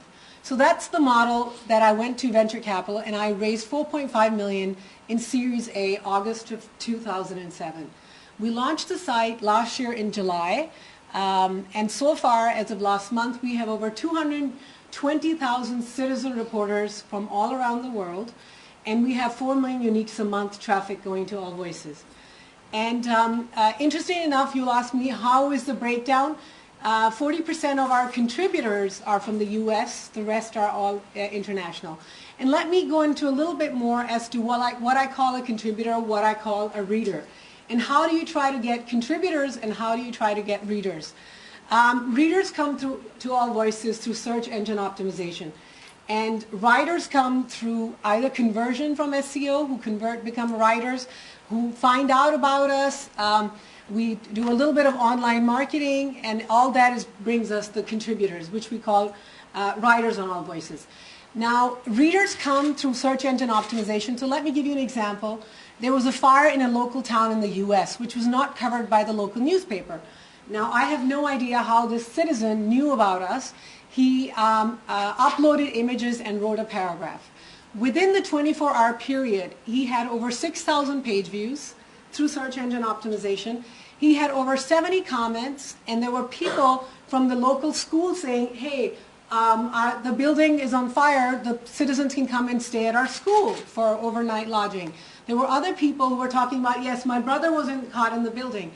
And this guy was surprised, who actually created the news event. He was asking in the comment section, how did you find out about it? So the people were answering back saying, we typed in the name of the town, the date, and the fire in Google search results. And All Voices showed up as the #1 search result. And so as they were finding out, they were also clicking on it and coming to All Voices and registering and writing on All Voices. The other person said, I saw it in my Facebook feed. So what we automatically do is we create the page for the user. The user has to register. They instantly get a profile page, and then they report a page where they can upload photo, write text, whatever they want to do. And as soon as it's done, because we're based algorithmically, we take every piece of content, we try to categorize it. Is it business? Is it conflict and tragedy? Is it sports? We pull out all the relevant keywords, similar to what Google does. So the engine behind All Voices is very similar to Google search. It gets all those keywords. We embed the page with keywords. We put them in the header. We put them all over the page so that and Google crawls us very frequently. By the way, we're not in Google News because citizen media is not what Google News considers credible news. So Google crawlers crawl us, and if you're the first one out there, it seems to, based on linking, page rank, it shows up higher in Google search results. Same thing happened from Mumbai bombing that happened last year. For the first 6 hours, we were on one of the top search results in Google News. So that's how we get our readers who come in. Now, search engine optimization is very interesting. A reader will come to All Voices, do 1 or 2 page views because they're looking for something, and go away. Now, people who start contributing, because we create a community, they have a profile page, we link people together based on similar interests, they actually try to report around 7 times a month and do about 13 page views. So our goal is to get more citizens involved and start reporting. So there is this whole idea of connections, creating engagement, which comes from community engagement. Either it's commenting, either it's rating, or it's actually just uploading a picture. So All Voices is a platform built on an instant publishing platform. We have no editors. We let users write whatever they want to write. And also a crowdsourcing model. So our ranking algorithm depends on what people are rating up, what people are rating down, and what our system seems to think that is out there that is happening on the internet, and puts it on. So what you see here is the world page. Similar to the world page, you can also view news by location. So if there's a citizen reporting from a town of any 500 people, All Voices will instantly create that page, and the user will have reporting will come into what is new. So we don't know the user, but as we find more crowdsourcing, as we find more activity on the internet, we say it's breaking news, and popular is where what people are discussing and what people are reading. So we also do that news cycle. It's done all algorithmically, all automatically. We do not have editors, and our landing pages, we have over 90,000 landing pages based on city levels from all around the world. So that's what we do. What we also have is now we have actually real journalists reporting on All Voices. So an interesting thing is my advisors always are concerned, hey, what shows up under popular is more opinion, because opinion drives more conversation, more rating than just real reporting. So we have given a reputation system for all our contributors. The top contributors we're finding are more journalists who are writing reports from on the ground than just opinion. And they're judged on several factors. How many people become their fans who are constantly following them. And then we have, other levels, 3 different levels of reputation on All Voices. And what we've started to introduce is we also pay people per page views, per quality, plus original reporting. And we've just started to play around in the incentive program. And some journalists are also, we've just started to pay them per post. So originally we just started citizen media, but now we're going into a hybrid approach of actually hiring people for reporting purpose. Still no editing. It's what they write. We don't have a bias. We don't control it. We let crowdsourcing, algorithms, and the community decide what shows up, what doesn't show up. Business model, ad-driven, because from the model that I presented to my VCs, it's based on page views. It's based on unique traffic. It's based on return rate, how many people keep coming back to All Voices. And then we have just plugged in for now Google Ad Manager done by my CTO, and we're just using third-party ad networks to put ads on All Voices. Now, those are not higher CPM ads. They're around $1. Run of site is what we're getting. But I am focused on hiring a sales guy to actually optimize third-party ad networks, and then maybe based on location, get some location ads.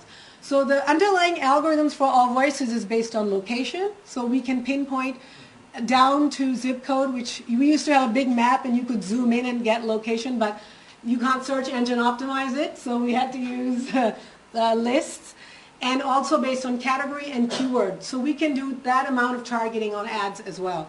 The platform is open to anyone, instant publishing, and we continue to grow, and I've recently was working this year to raise Series B round of financing. It was a very hard time to raise the second round of funding, especially when you're not throwing revenue. But I'm glad to say we just closed another $4.5 million. So All Voices on its total is $9 million capitalists in equity and debt from Silicon Valley Bank. And we're continuing to make the user interface more friendly, let our name known. One thing I've been really bad at is not being marketing the site. If you look at it, we're on Alexa 2500 site, but not a lot of people know about us because we've really focused on the technology element.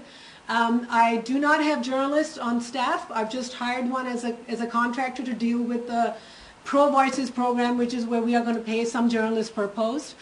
My advisors, I have journalists, but looking forward to actually making All Voices work more from local level as well as global level, because what we found is there's really bad coverage at local and global levels. There's a lot of national coverage. So that's what All Voices is in a nutshell. If you have any questions, let me know. Yes? 2 questions. One is just you mentioned that you go on to pro journalists or professional Pro journalists. Voices, yes. But how come? And the second question is, I recently had an experience where a story that I had written was plagiarized very badly, and not your site, but a site where there was no editing. Absolutely. How do you control that? Very good question, both of them. Pro Voices, to me, part of our revenue model, which I'm going through a change, not only is just advertising, it's also syndication model now. And my board wanted me to partner with mainstream media. Now it's interesting, as you know, mainstream media is in trouble, and my board says, no, go get mainstream media as partners.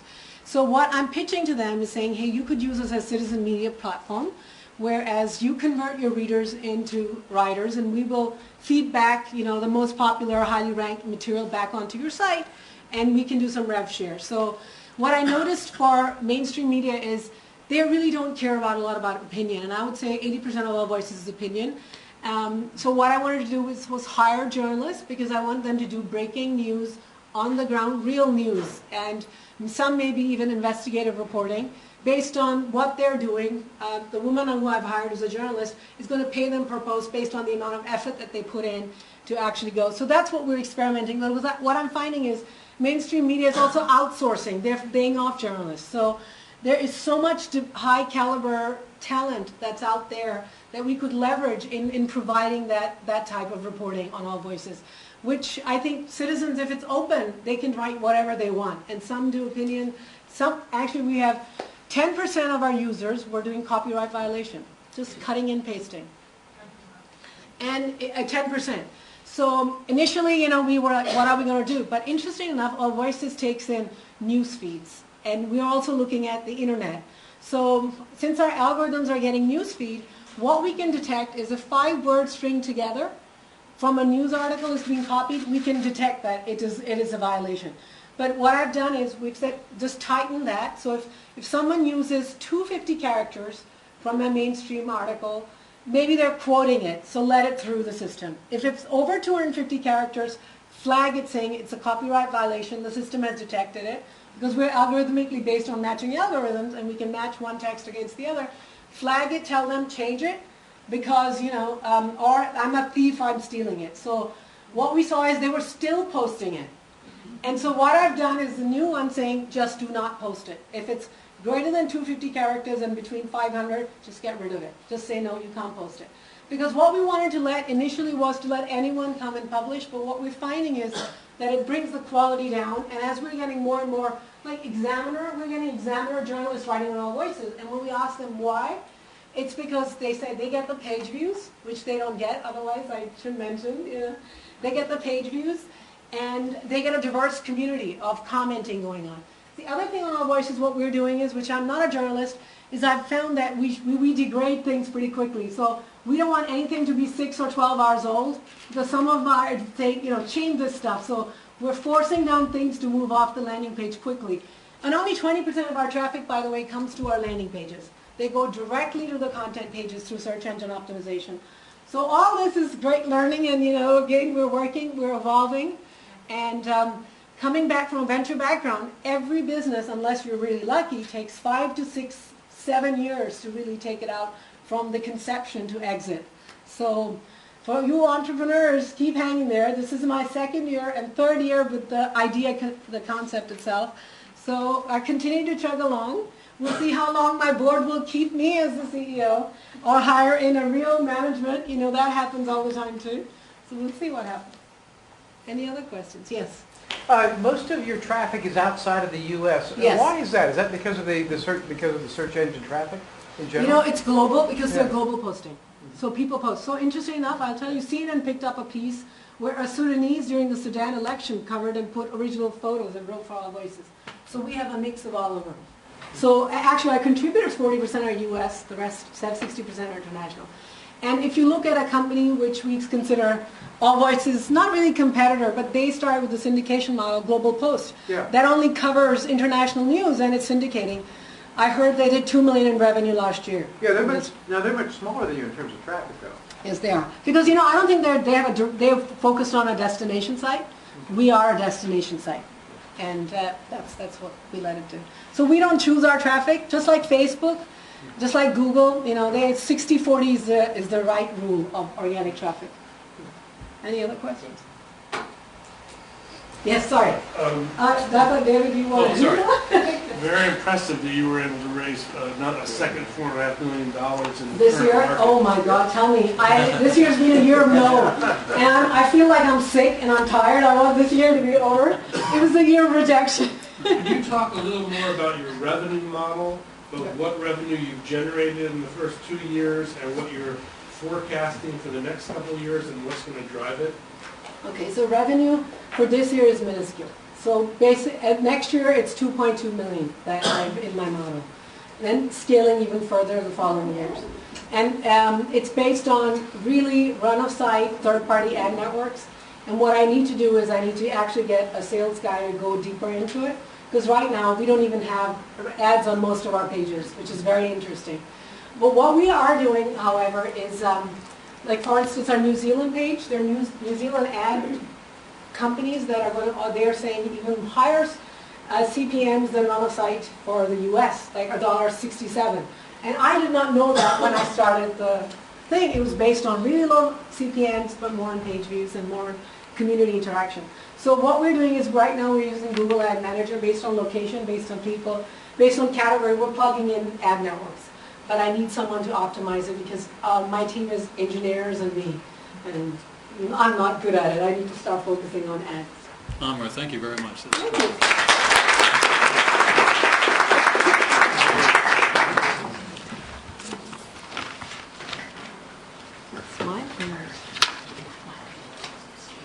So thank you for your patience this morning in this no-break morning. We've gotten through a tremendous amount of material and presentations, and our last presentation this morning, is Eric here?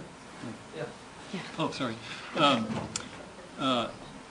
Is from Blog Downtown, which is my hometown blog. I live in downtown Los Angeles, and Eric Richardson's blog Downtown is for people living downtown, so it's for me. And a few weeks ago I was at work and I was on Twitter, and all of a sudden I see from Blog Downtown there's a fist fight right at my apartment building in the corner. So that's the kind of local news that Eric delivers, and many of you are delivering. And Eric's been doing this for a few years, but only in recent months has he been focusing on a business plan. So Eric Richardson, please tell us about it. Thank you. Before I get started, there's one other thing I want to pull up as well.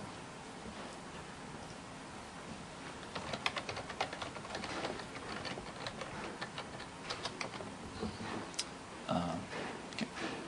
So we go from hearing a very global approach to probably one of the smaller geographic area sites that you're going to hear about today.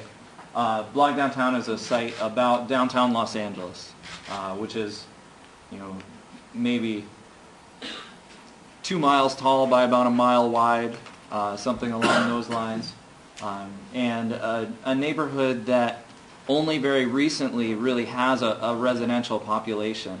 Downtown for the longest time was just about office buildings. Our city councilwoman likes to describe it as the world's largest office park. 6 o'clock, everybody goes home, downtown's empty, and that was what it was for a number of decades. But in the starting end of the 90s, right around 2000, you had this influx of residential population coming into downtown, coming into office buildings that had been converted into lofts and apartments, and sort of showing up in this place and creating something brand new. And so we, that's our population, that's where we're targeting, and we've had a lot of fun with it. Sort of a little snapshot, we publish about 80 stories a month, sort of 4-ish a weekday. Last month we did 140,000 pages off of about 40,000 unique readers. So, it's small, but our market is small. I like to think of it more as sort of, we're the size of a farm town paper rather than, Los Angeles as the second biggest city in the country. So I wanted to sort of, from that intro, back up a little bit and talk about how I got to this point with the site, because I think that that's really the relevant story when it comes to how we got to where we are in terms of trying to make a business model. So let's see if this works. I wanted to start off with, here is an image of what Blog Downtown looked like very soon after its launch in January of 2005. And you can see from the image that we just had up of what the site looks like now, we were in a very different place. My backstory is that I grew up out east, came out to LA to come here to USC, actually to Annenberg, but not in the journalism program. I moved downtown in May of 2004 after being around campus, and did it just because it was sort of midway between school and where I was working. It had some fun old buildings, but I really didn't know anything more about the neighborhood. I started writing just because there wasn't anything out there, and I had a personal blog, and so I started writing about, walks that I took through the neighborhood and fun historical facts that I had discovered. And Blog Downtown was really born from there. As you can see from this slide and from sort of, here's a great example, a next design in 2006. Here's a story about my wife and I going on a bike ride and sort of talking about different, a little hidden element of downtown that people might not have known about. And that's what we were doing. It was very personal, it was very informal, but it started to grow an audience, which was never entirely the plan from the beginning. But as we started to evolve, we started to think more about what's the role of what we're doing here. I say we, the site started as just me. May of 2007, the site had gotten to the point where it became clear that really this is something more than just me writing about my life downtown. People are looking at this for news and information, and it needs to be a better picture of all that's going on, not just what I happen to experience. And so at that point I brought in 2 other writers who had just been doing a similar thing of blogging about downtown. And the site has evolved from there. Today it's sort of 2 of us as core contributors, and then maybe a half dozen other people that contribute occasionally, a story or 2 a week, that sort of thing. Like I said, very different look today, very news-like. We launched the core of this design in April of 2008, and I think that push to sort of all of a sudden we look a little more like news, we're reporting more like news, wait, what are we trying to do with this? That was the point where we really started looking at, okay, what's the model? What are we trying to turn this into? And how does it become something that can sustain itself going forward? We looked at, ad revenue models. We looked at the idea of being a nonprofit. It sort of went back and forth, and eventually came down more on the side of the nonprofit, and that's the route that we went. We went to an organization based in downtown who's an incubator for nonprofits, so we're up and running with a 501c3 status through them. And I think somebody alluded earlier to sort of this idea that you become a nonprofit and then all of a sudden people give you money and life is great. And in our process, that was, the thought was, okay, what are we going to do? What are we going to do? We decide on a model, we get there, and then we say, wait a minute, there's a lot more to be done here. This hasn't really, it's nice that now we are this thing, but, that in and of itself really doesn't get you anywhere. And so we've had a much slower process of sort of saying, okay, we made this choice, but now how does it actually turn into something? I sort of got a little out of order here. In this process, this is actually a good point. In this process, it's very easy for people to say, oh, well, how's the site going? How's it doing? And there are 2 very distinct, very different answers to that. You've got this side, okay, readership-wise, content-wise, the site's doing great. But business-wise, if you're not pulling that along, then where are you really getting? And so we went out, we started to look for sponsors. We put together a program modeled after really what KPCC, which is one of our NPR affiliates, really what they were doing with their online sponsorships. And so going out, creating some some larger positions on the site, more of a traditional banner ad, but in the nonprofit world it becomes a sponsor acknowledgement. That sort of approach, and we went out and started looking for sponsors that would come online and fill that void. And really, I think what we found, we've had limited success in finding those people. Within the next couple days, we're actually hoping to launch this program to the site with our first round of sponsors. But I think one of the things that we failed to do in putting this program together was really to acknowledge the role that smaller companies, that smaller businesses, your little retail store, the role that we need those people to play. And I really think, especially in a small community, those people are the core of your community. And if we're going to be successful at creating a community online, taking that downtown community and sort of building the site as the hub that they go to find out what's going on, to have a conversation, those people really need to be the people at the core of it. One of the things that we came to realize, we put together a Twitter list of downtown businesses that were on Twitter.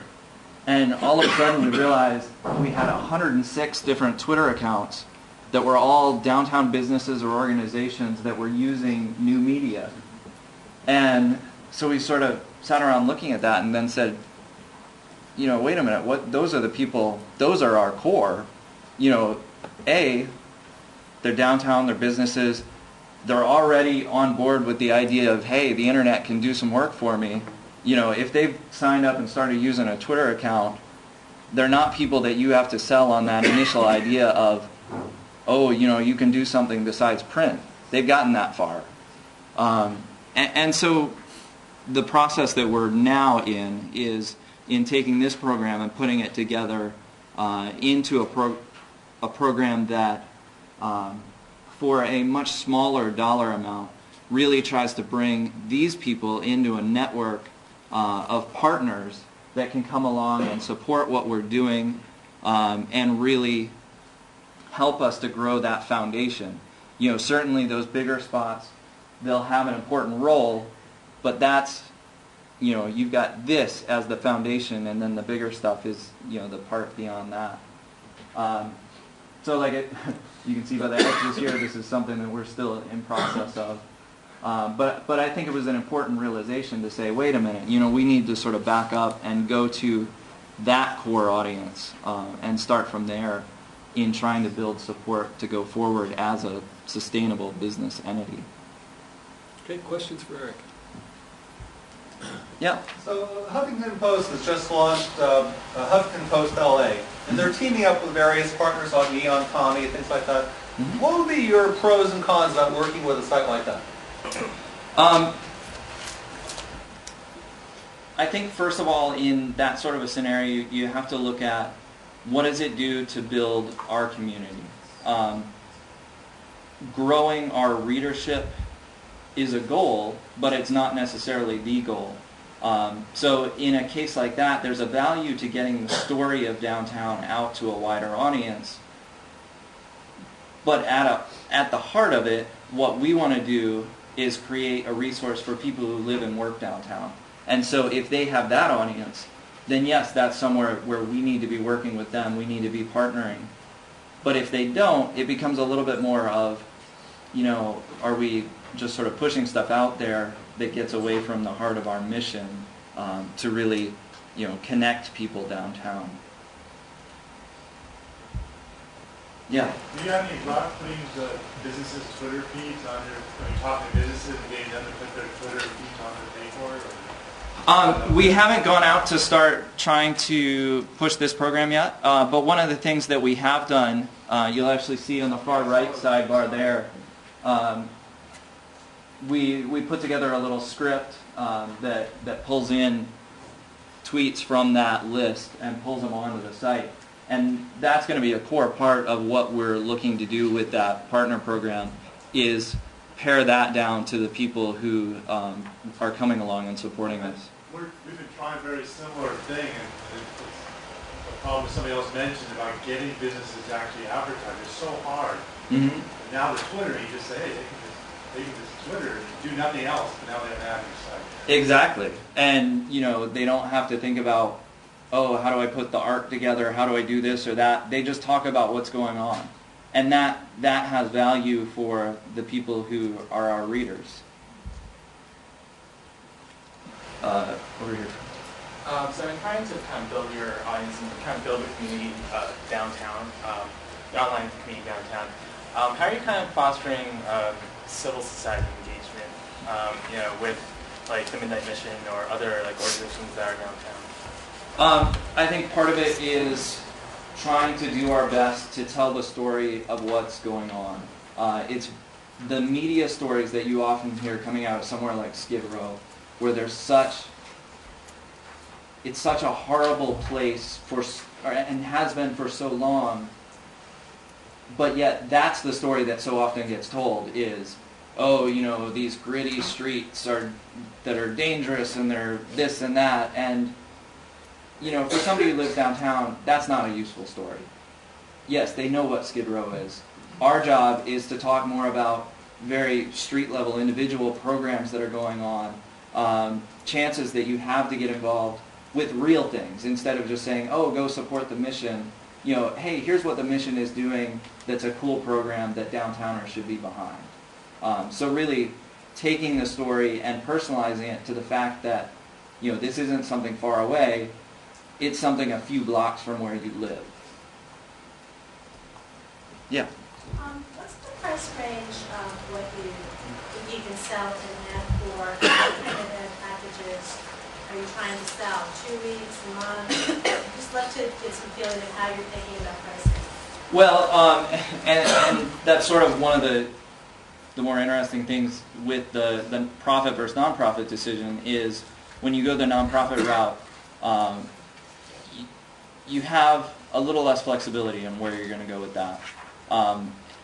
But yet also more freedom to be able to push that idea that you're pitching people on supporting what you're building, and you're pitching them on brand association instead of selling our product. What we're trying to do is to get people to buy in a month at a time. We hope people will stick around a lot longer than that.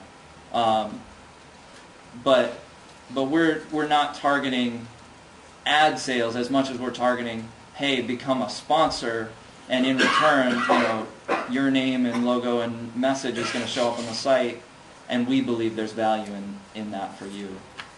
Yeah. Are you going to stay nonprofit, and what kind of thing, from a financial perspective, what benefits does it provide you right now? It's funny. One of the things that I was thinking about as I was looking to come here is, I think on some level, you can go either way, and you still have to do the exact same thing. Philosophically, I really like the approach of saying, hey, we are a nonprofit community service, and it's, as much as anything, it's just our way of planting our flag toward that mission, rather than something that has a direct benefit. Now, it does have a benefit in that we're able to go out and target foundations and people like that that are much more likely to give to a 501c3 than they are to support a for-profit business. But on this core level, I really think it's a wash, and it's, you're fighting the same fight either way. Eric, thank you very much. Thanks to all the great presentations this morning. Lunch is next, and when you leave the room, there'll be lunches set out. Grab a boxed lunch, head out in the patio, or down in the lobby downstairs, or a bench outside. And please use this time to kind of move around and meet all the cool people here. Since we're a little bit late, we're gonna reconvene at 1:10 with Jonathan Weber and more presentations. Thank you.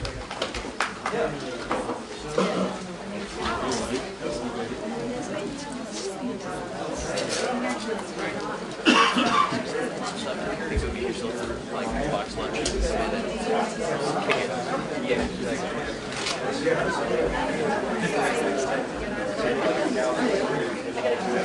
you.